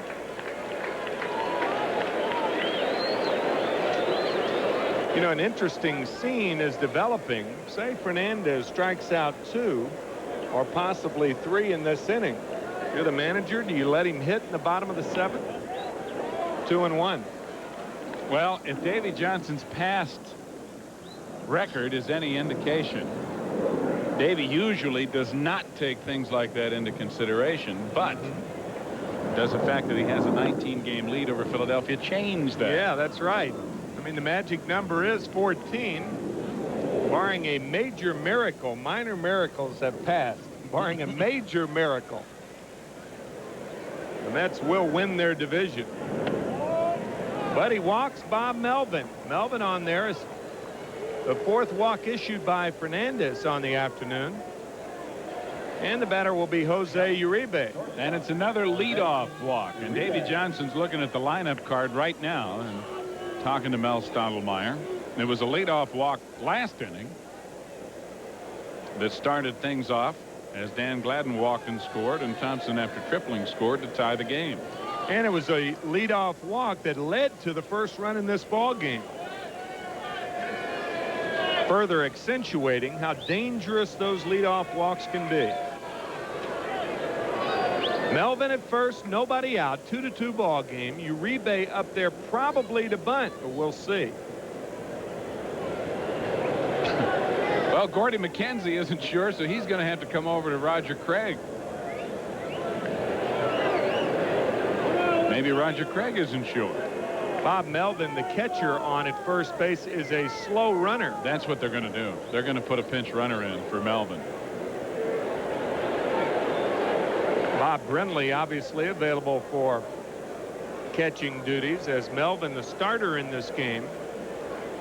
You hate to put the bunt on and have your hitter put down a perfect bunt. And I guess Chris Brown made a quick trip back to Shea. Huh? We were told he was headed for San Francisco. Apparently not till after the game. And apparently his back is all right, enough at least for him to be able to run. And we were told prior to the game the reason he was scratched is because the back had flared up enough to cause him to miss the rest of the season. So now I would think the bunt would surely be in order. Activity in the Giants bullpen. Kelly Downs scheduled up next. So if the bunt is successful, Roger Craig will probably pinch hit for him. Joel Youngblood loosening up. Right, you picked up. All sorts of things happening. The wheels are turning here in the top of the 7th. 2-2 ball game. Johnson, as you can see, in at third base. Uribe has struck out twice in this ball game. And the bunt is fouled back. So it's 0-1.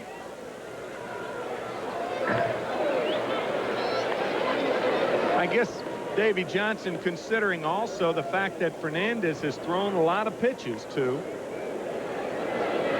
Nobody up now for the Mets. Well, Sid has had a problem in completing games. One of the reasons is because he does throw a lot of pitches. Yeah. There's a lot of balls fouled off and a lot of deep counts. It almost looked as though Davey were thinking, well, gosh, I would imagine managers are just like anybody else in making decisions. Sometimes you're just kind of caught in between.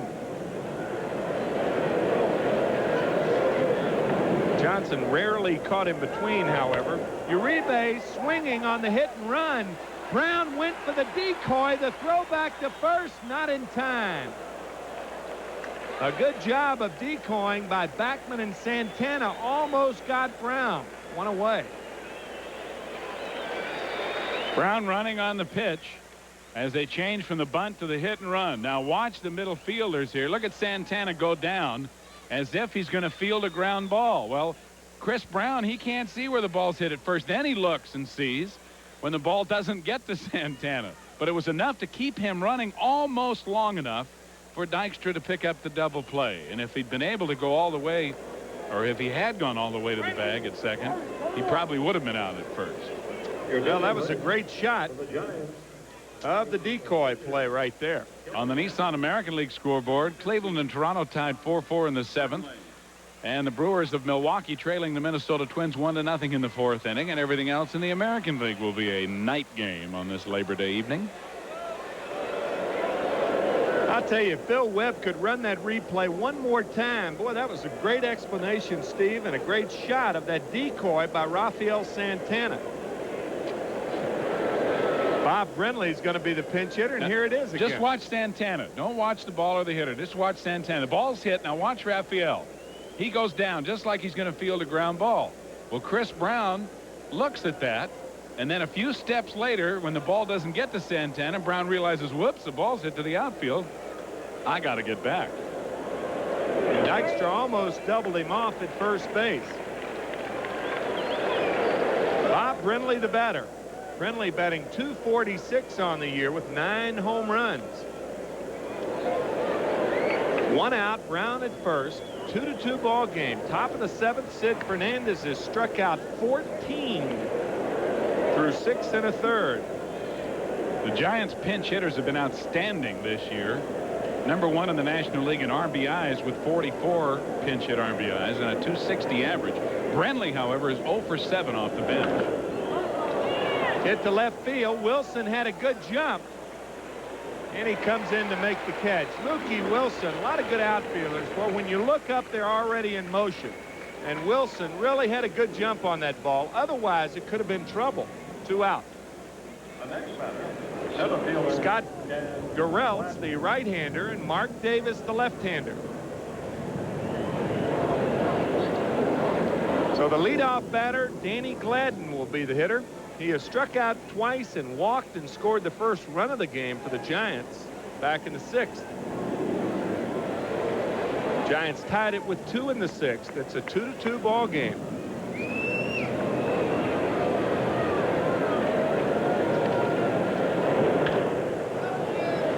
Oh, 0-1.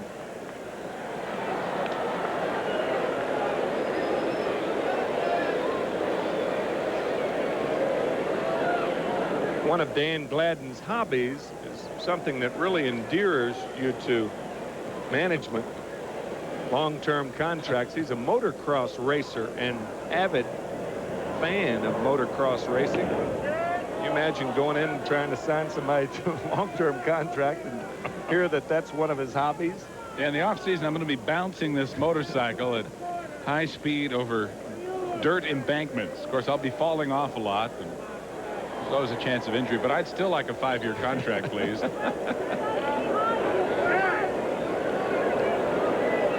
A lot of things outlawed in long-term contracts, like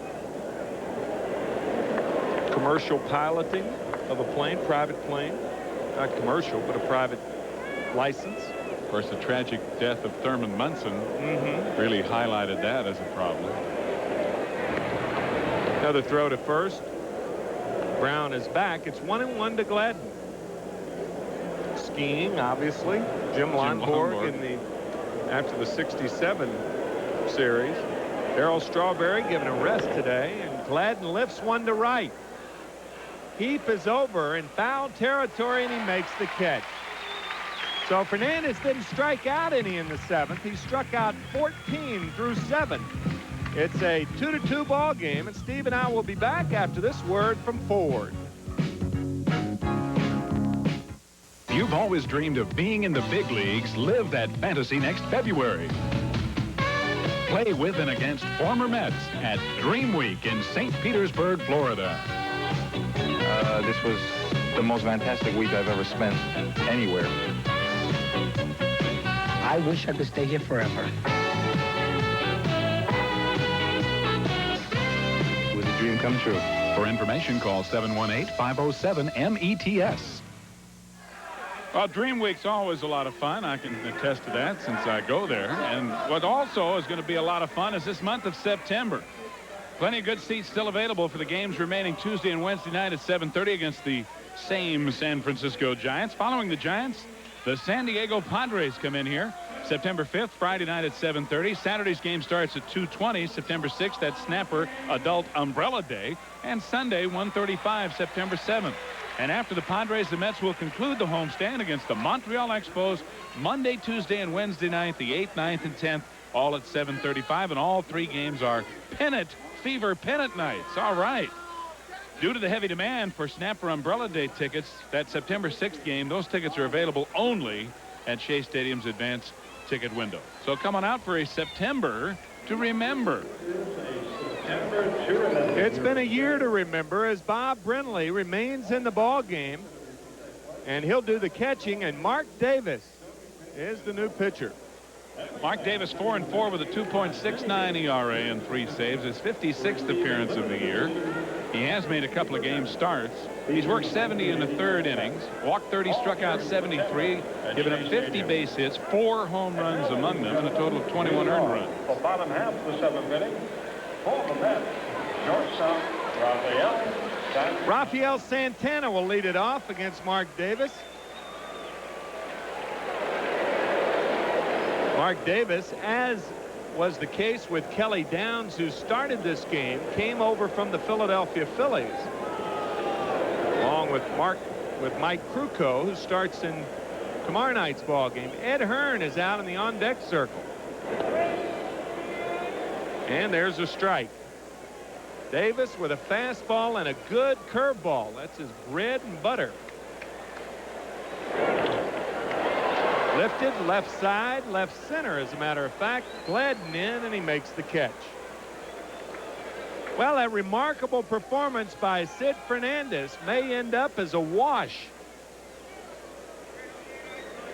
Roger McDowell warms up in the bullpen. Ed Hearn's going to be the pinch hitter, and I tell you, when you're the teammate of somebody who's pitched this brilliantly, you really want to go out and get him a win.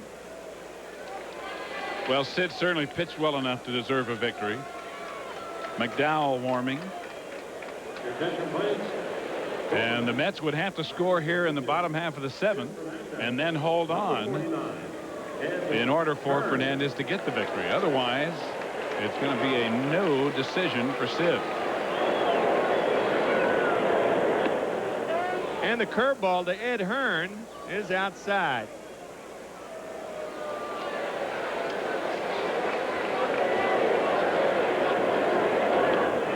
Swing and a miss. 1-1 to Ed Hearn. Fernandez, with those 14 strikeouts today, now has 169 on the year and is 3rd in the National League behind Mike Scott, the leader, at 241, and Fernando Valenzuela at 198. Curveball grounded to short. Uribe up, and he throws out Hearn. 2 quick outs here in the 7th, recorded by Marc Davis. Now batting, center fielder. Top of the order, Len Dykstra will be the batter. Lenny on the day, 0 for 2. He has struck out, flied to right, and walked.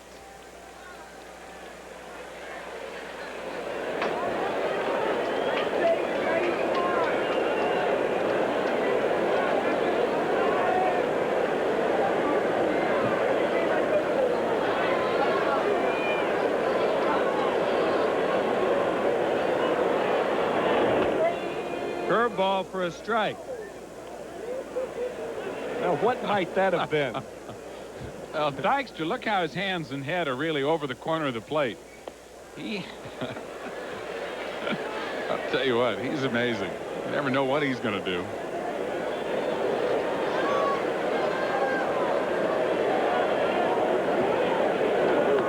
Curveball outside. 1-2 to Dykstra. Marc Davis, facing left-handers this year, has struck out 26 and only 8 hits against him. This one lined to shortstop for the final out. So left-handers now only 8 for 65 against Davis.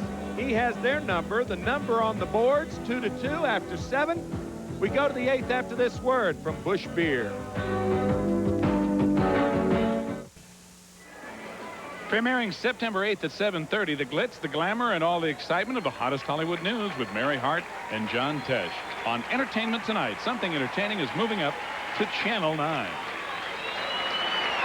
Well, a no decision for Sid Fernandez, and what a no decision. Kind of like a boxer valiantly fighting for 15 rounds and coming out with no blood. No pun intended. A draw. You see the numbers on McDowell, 12-7, 18 saves, 2.51 ERA. Roger making his 63rd appearance. He is 2nd in the National League in appearances to Craig Lefferts of San Diego. And McDowell has given up just 2 home runs in 107 2/3 innings of work. For Fernandez, with the book being closed, 7 innings of work, 4 hits, 2 earned runs. And he walked 4 and struck out 14, a career high for Sid Fernandez. Rob Thompson, the batter. He tripled in a run in the 6th and scored on a base hit by Candy Maldonado. Rob Thompson, 2 for 3 on the afternoon.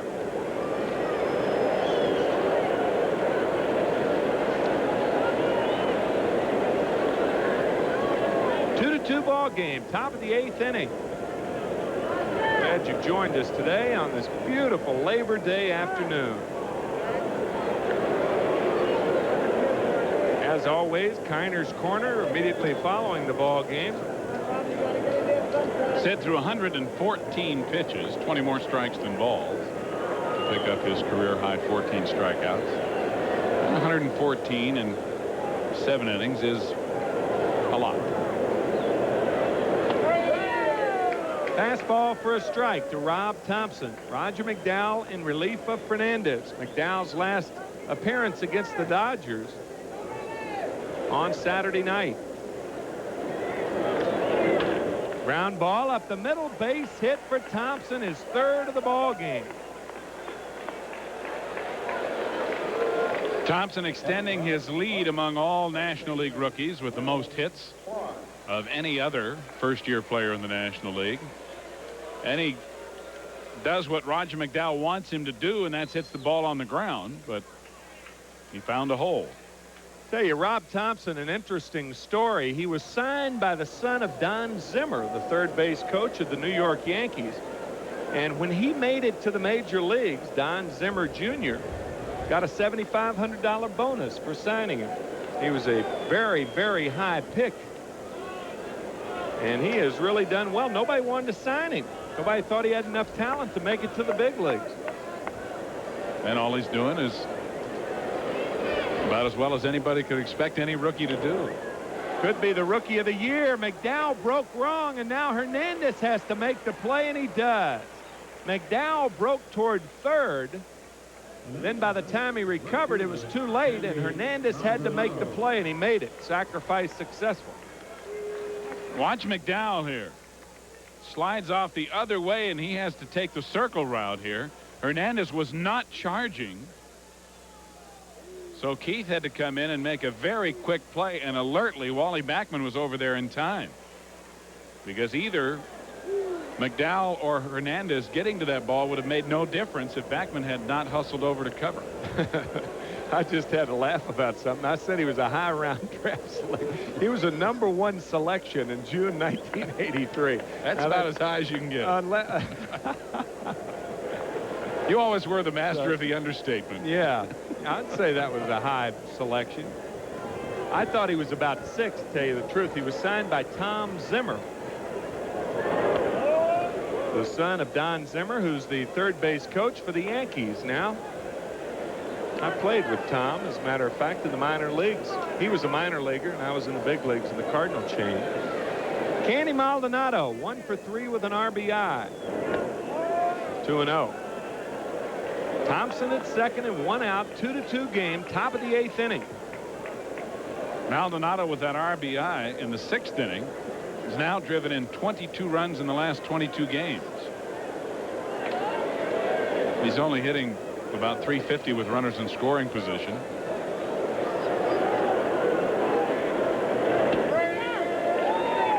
And it's 2-1 to Maldonado.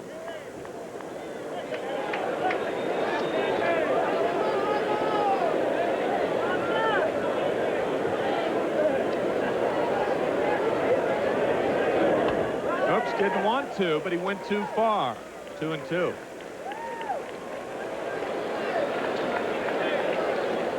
Well, this is what you call being tied up by a pitch. Get out the rope. Maldonado not only didn't want to, but when he did, wound up having a horrible swing.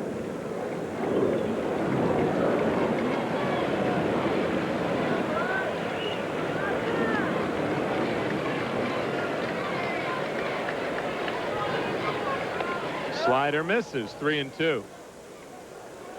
So after being tied up, Maldonado will try to lay some hemp, as the players call it, hanging out a rope. Love the expressions in baseball, laying some hemp. Clotheslines. Swing and a miss. No ropes there. That is the 15th time today the Giants have gone down on strikes. Watch this pitch go down. Hello, basement floor, bargains, children's clothes, shoes, boots, caps, hats. So See you later. By saying that Maldonado went down, he literally went down. He went down, then he went down again for good. Davey Johnson's going to walk Chili Davis. It's the third time today that Chili has walked, the first time intentionally. In a rather clear-cut situation here, you do not want Chili Davis to beat you. You'd rather have Randy Kutcher, the rookie, if they're going to beat you. So Davis is on at first. Thompson is on at second. 2 out in a 2-2 ball game. And it's going to be a pinch hitter for Randy Kutcher. Looks like it's going to be Harry Spillner. Or Spillman, pardon me. Third baseman, Randy Kutcher, number 16. Roger Craig wanting to go with the left-handed hitter against McDowell in this situation. So Harry Spillman, one of the guys that's been doing an outstanding job coming off the bench for the Giants, 9 for 21 with 5 pinch hit RBIs. Overall hitting .292 with 2 homers and 16 RBIs. One reason why, along with Maldonado when he was pinch hitting, is the Giants have about the best offensive bench in the National League. Their pinch hitters are batting .260 with 57 hits, 44 RBIs, 20 of those by Candy Maldonado, and 6 home runs for the Giant pinch hitters, 4 of those by Maldonado. Scott Garrelts warming for the Giants as Marc Davis is on deck.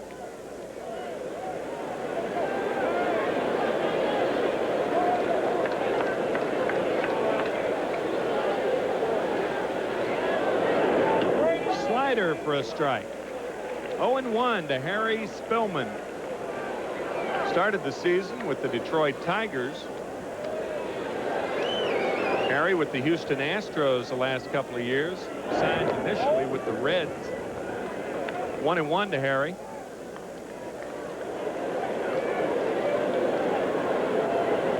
Sid Fernandez starting this ball game with 14 strikeouts through 7 innings. And he has a no decision to show for it.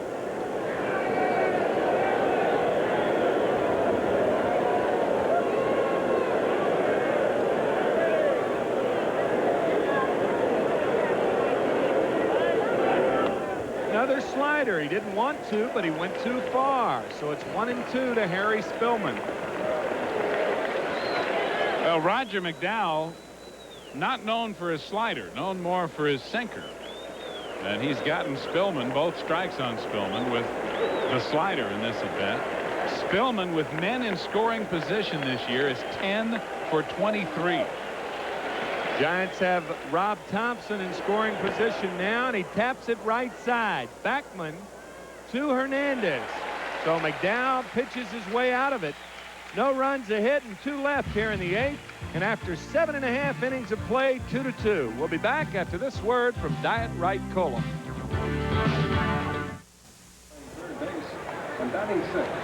Well, it's the bottom of the 8th inning, a 2-2 ball game. Harry Spillman remains in the ball game, and he will play third base, replacing Randy Kutcher. Sid Fernandez started this game. He struck out 14 through 7 innings. That's right, 14 through 7. And to carry you along for the rest of the way, Steve Zabriskie. Thanks, Timmy. Wally Backman to lead it off. Keith Hernandez and Gary Carter to follow against Marc Davis here in the bottom of the 8th inning. Of a 2-2 tie. Walter is 1 for 3. Reached on a fielder's choice, stole a base, and scored in the first inning. And singled to right in the 5th.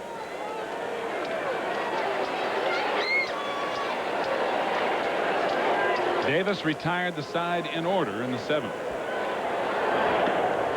Wally coming up the bat handle a little bit, thinking about it, but took it for ball 1.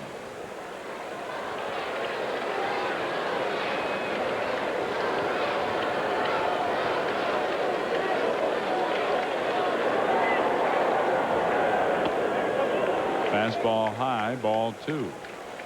Wally batting right-handed has done a lot better from the right side of late than he did the first part of the season. Still a significantly higher batting average left-handed, hitting .225 as a right-handed hitter. That's low and away as Backman lays off, and it's 3-0. 3 close pitches.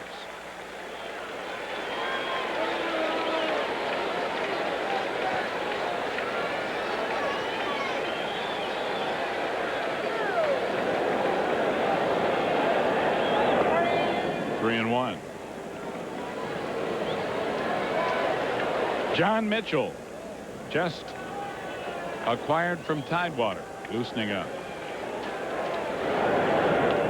All 4. The Mets have the go-ahead run aboard with nobody out here in the 8th inning.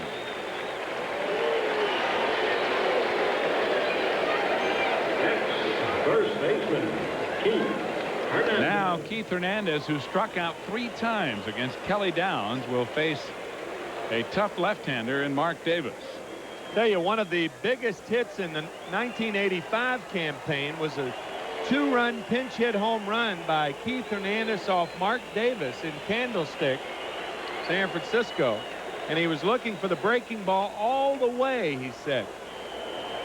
In one game, I think we counted 23 breaking balls in a row from Davis. Let's see if he throws Keith a curve, and he does for a strike. I guess the way to put it would be, let's see if he throws him anything but a breaking ball.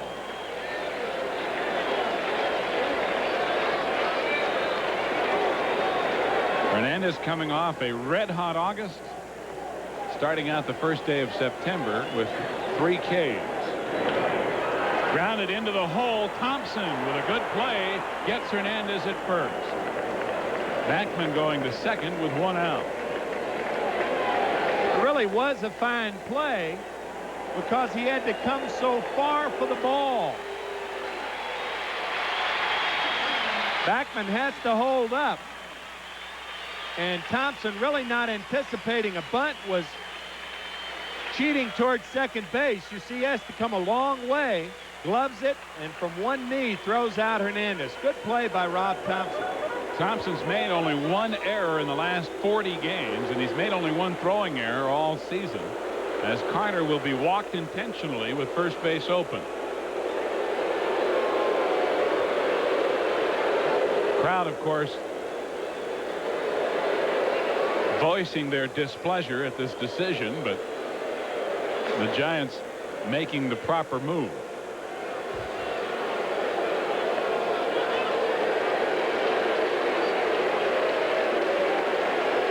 So Marc Davis issues his second walk, the first intentional pass. Roger Craig now out, as Mookie Wilson will be the hitter. And he's telling home plate umpire Fred Brocklander that he's going to make a double switch.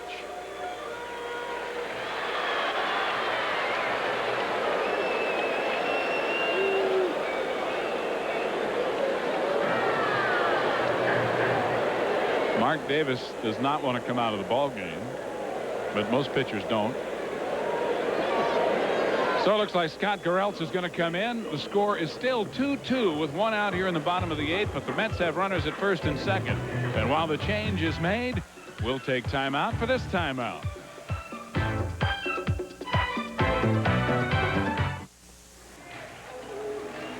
Luis Quinones into the ball game as the double switch is made. Quinones will play third, replacing Harry Spillman. And Scott Garrelts is the new pitcher for the Giants. Scott 11-9 on the year, a deceptive 3.32 ERA. He has started more games this year than he has in his entire major league career. He has 18 starts this year, and he coupled with Marc Davis last year to become the only pair of pitchers on any major league club to have 100 Ks as relievers. Davis became the first in San Francisco Giant history, and Garrelts the second. He is a tough right-hander. And Steve, we were talking at the break as to whether Roger Craig would want Mookie Wilson batting right-handed. I would think that he would if he had choices similar. But I think that Garrelts being one of the top relievers in the National League, maybe that's the reason he went with it. Well, my thinking was that Mookie, although he's just slightly more effective and has more power from the left side than from the right, for the double play is now running from the left side, which makes him very difficult to double up. And the next hitter is Danny Heap, a left-handed batter. So it was a little surprising to me that Davis was taken out of the game when he was. Well, one thing that might enter into it, Mark Davis's best pitch is a breaking ball, and Mookie Wilson's a good off-speed hitter. True. Base hit, fastball hit the left field. Here comes Backman, and here comes the throw. Safe. Mets lead 3-2, and Roger Craig's going to argue the play at the plate. Bob Brenly didn't argue, but Roger Craig is. I'll tell you why Brenly didn't argue. Brenly wants to argue, but catchers can't argue plays at the plate. You know who the best guy to do it is? The pitcher, because he's backing up, and he has the best shot. Very close play. Nope, he was in there. He tagged the front leg, it looked like. The throw a little bit toward first base. The right foot's in there, and the tag's on the left knee. That's the way I saw it. Good throw by Maldonado, but just not in time. It's a little bit up the first baseline. See, he tagged that left knee, and the right foot was already across. But a catcher in a situation like that, you can't really see. All you're trying to do is get the ball and pop it down on the plate as soon as you can. Let the runner slide into it. That's why the pitcher has the best advantage to argue in a situation like that. Danny Heap fouls it off. Strike one. Of course, Brenly, if he were to get ejected from the game, would leave him in a bind because Bob Melvin's already been lifted. But the Mets lead it as Mookie Wilson at the first pitch for the RBI, and it's 3-2 New York, and it's 1-1 now to Danny Heap. Here's that play one more time. Now watch the foot of Backman. The right foot's on there, and Brenly tags the left knee. Too late. 2-1 now to Heap. Really a close play, though, wasn't it? It was. Bang, bang. Brenly did a good job considering how far he had to come back to make the tag. Getting the ball there that quickly. Maldonado with a strong throw, even though it was a little bit up the line. 3-1 now to Heap.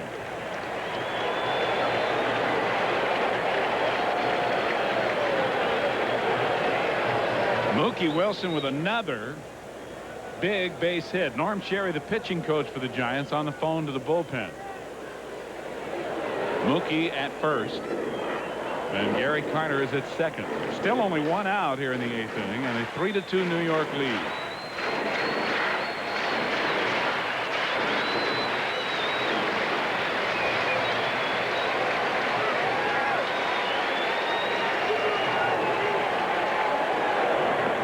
Ball 4, bases are loaded.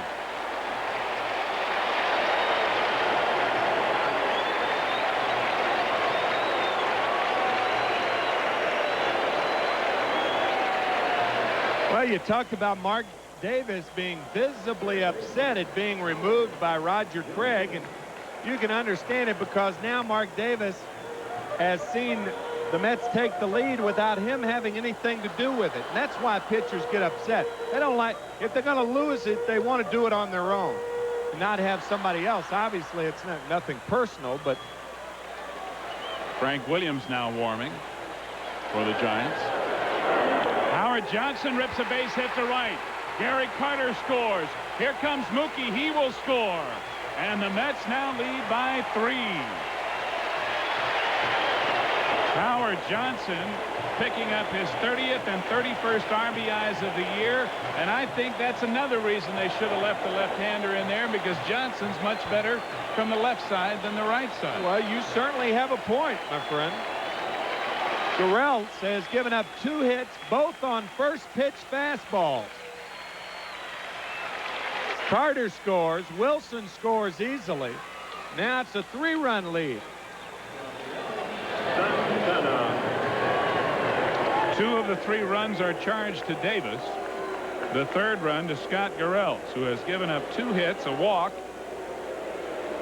1 run, and Roger Craig is out again.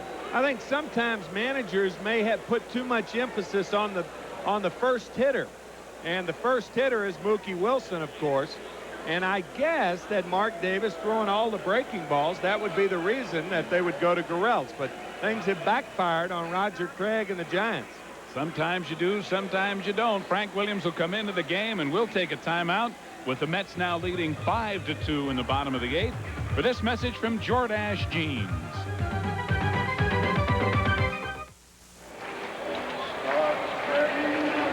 Frank Williams now the 4th pitcher used by the Giants. Frank 2-0 on the year, 1.47 ERA. He does have 1 save. You remember at one time this year, Frank Williams retired 19 in a row, and he had 6 Mets in there, sandwiched in there before Darryl Strawberry got a single off of him at Candlestick. So the 4th pitcher of the game for the Giants, Frank Williams, but I think the cows are already out of the barn. Yep. Scott Garrelts faced only 3 hitters. Gave up an RBI single to Mookie Wilson that broke the 2-2 tie, scoring Wally Backman. Danny Heap walked, and then Howard Johnson hit the first pitch for a single to right to drive in 2 runs, and the Mets now lead at 5-3 as Eddie Westfall, New York Islander announcer, enjoys the ball game. Raymond Davidson, it looked like, next to him. Raymond, an artist for the Doubleday Company, and his fine works of art are all over this stadium. Yes, right? they are. Raymond looked like he's let his beard grow there. Still only 1 out in the inning. Runners at first and second for New York. And here's Rafael Santana, who is 2 for 3. Rafi with a single to right in the 2nd and an RBI single to center in the 4th. Williams' first pitch in the dirt, low and away. Ball 1. Santana now with an 8-game hitting streak. And he has hit near 300 over the last 33 games.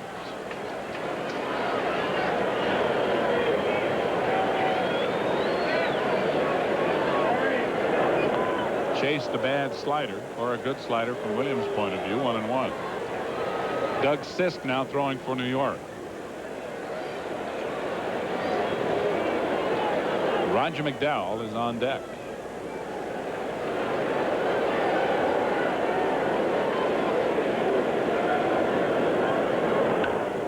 Slider nubbed foul. Bill Robinson and Will Clark fighting for the ball. So Heap back to second. Johnson back to first. And the count 1-2 to Santana.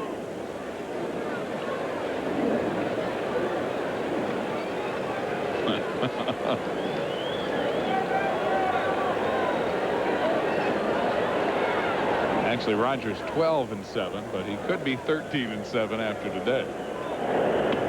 Santana waves at another slider and is out of there. Number 42. 2 out in the inning, and Roger McDowell will bat with a 5-2 New York lead. As you can see, Rogers not too shabby with the ash in hand, hitting .333. No, I will not say that 3 times quickly. Not too bad with the agate in hand either. No. Does quite well in either department. Slider slapped to second. Rob Thompson with an easy play, and the inning is over. But the Mets not only break the tie, but they take a 3-run lead with 3 here in the 8th inning on a couple of base hits and 3 walks in the inning. 5-2 New York as we go to the 9th after this for UPS. Well, we mentioned earlier the MetLife Met of the Month, and here's a review of the entire season to date. Gary Carter won it in April, Keith Fernandez for the first time in May, then Roger McDowell in June. In July, it was Len Dykstra, and of course, August, Keith Hernandez for the 2nd time. And on September 21st, Metropolitan Life will award the MetLife Met of the Year award. Who will it be? And you notice it warrants 3 question marks on your screen.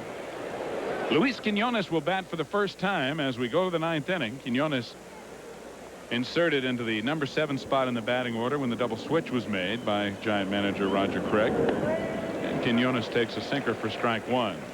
Luis hitting .222 on the year. No homers, 11 RBIs.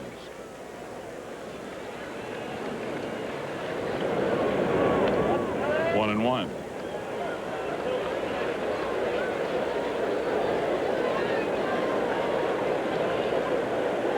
Five to 2. The Mets lead it as they broke the tie with 3 runs in the bottom of the 8th inning. Mike Aldretti is on deck to pinch hit. Fouled off at the plate. 1 and 2.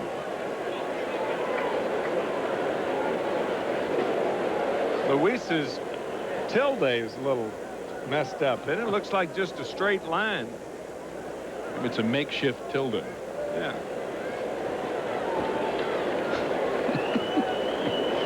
Or as W.C. Fields said in the movie The Bank Dick, Albert Souzet, accent grave over the E. To prevent people from saying Mr. Souse. Well, the hits have been few and far between, especially for the Giants. Grounded to second. Backman over. Quinones running hard makes it close, but he's out of there. 1 out in the 9th inning. I don't know if you ever played that game as a kid to throw rocks up and hit them, and throw a rock up and hit them. If you did that with one of Roger McDowell's fastballs as a child, your hands would still be ringing. I mean, you could really tell the big rocks from the small rocks as a child. And hitting Roger McDowell's sinker is like hitting one of those big rocks with that broom handle. Heavy. Doesn't go very far. And if you don't hit it on really the sweet spot, boy, I'll tell you, just shatter your bat. Yeah, those reverberating hands. Pitch Roger on a nice cold October night. Ooh. Mets are hoping to do that. That's right. So Mike Aldretti hitting .245, 2 homers, 17 RBIs. As you see, only Joel Youngblood remains on the bench for the Giants. Aldretti hitting for Jose Uribe takes the ball up and in.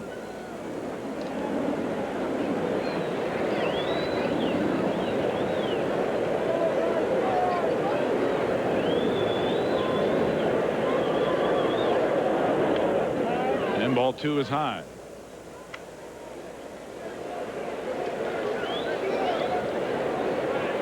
McDowell trying to win his 13th of the year. And this makes it even easier for him when that shadow gets out there. 1/3 of the way to the mound. His ball disappears by itself without help from the shadows. Just missed inside. 3-0 now to Aldretti.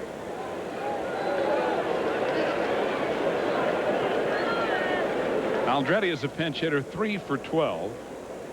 But he does have 3 pinch hit RBIs. And it's ball 4. I want to tell you how rare that walk is. In McDowell's last 15 appearances, make that 16 appearances, he has walked 1. Man. That is his 2nd walk in 16 appearances.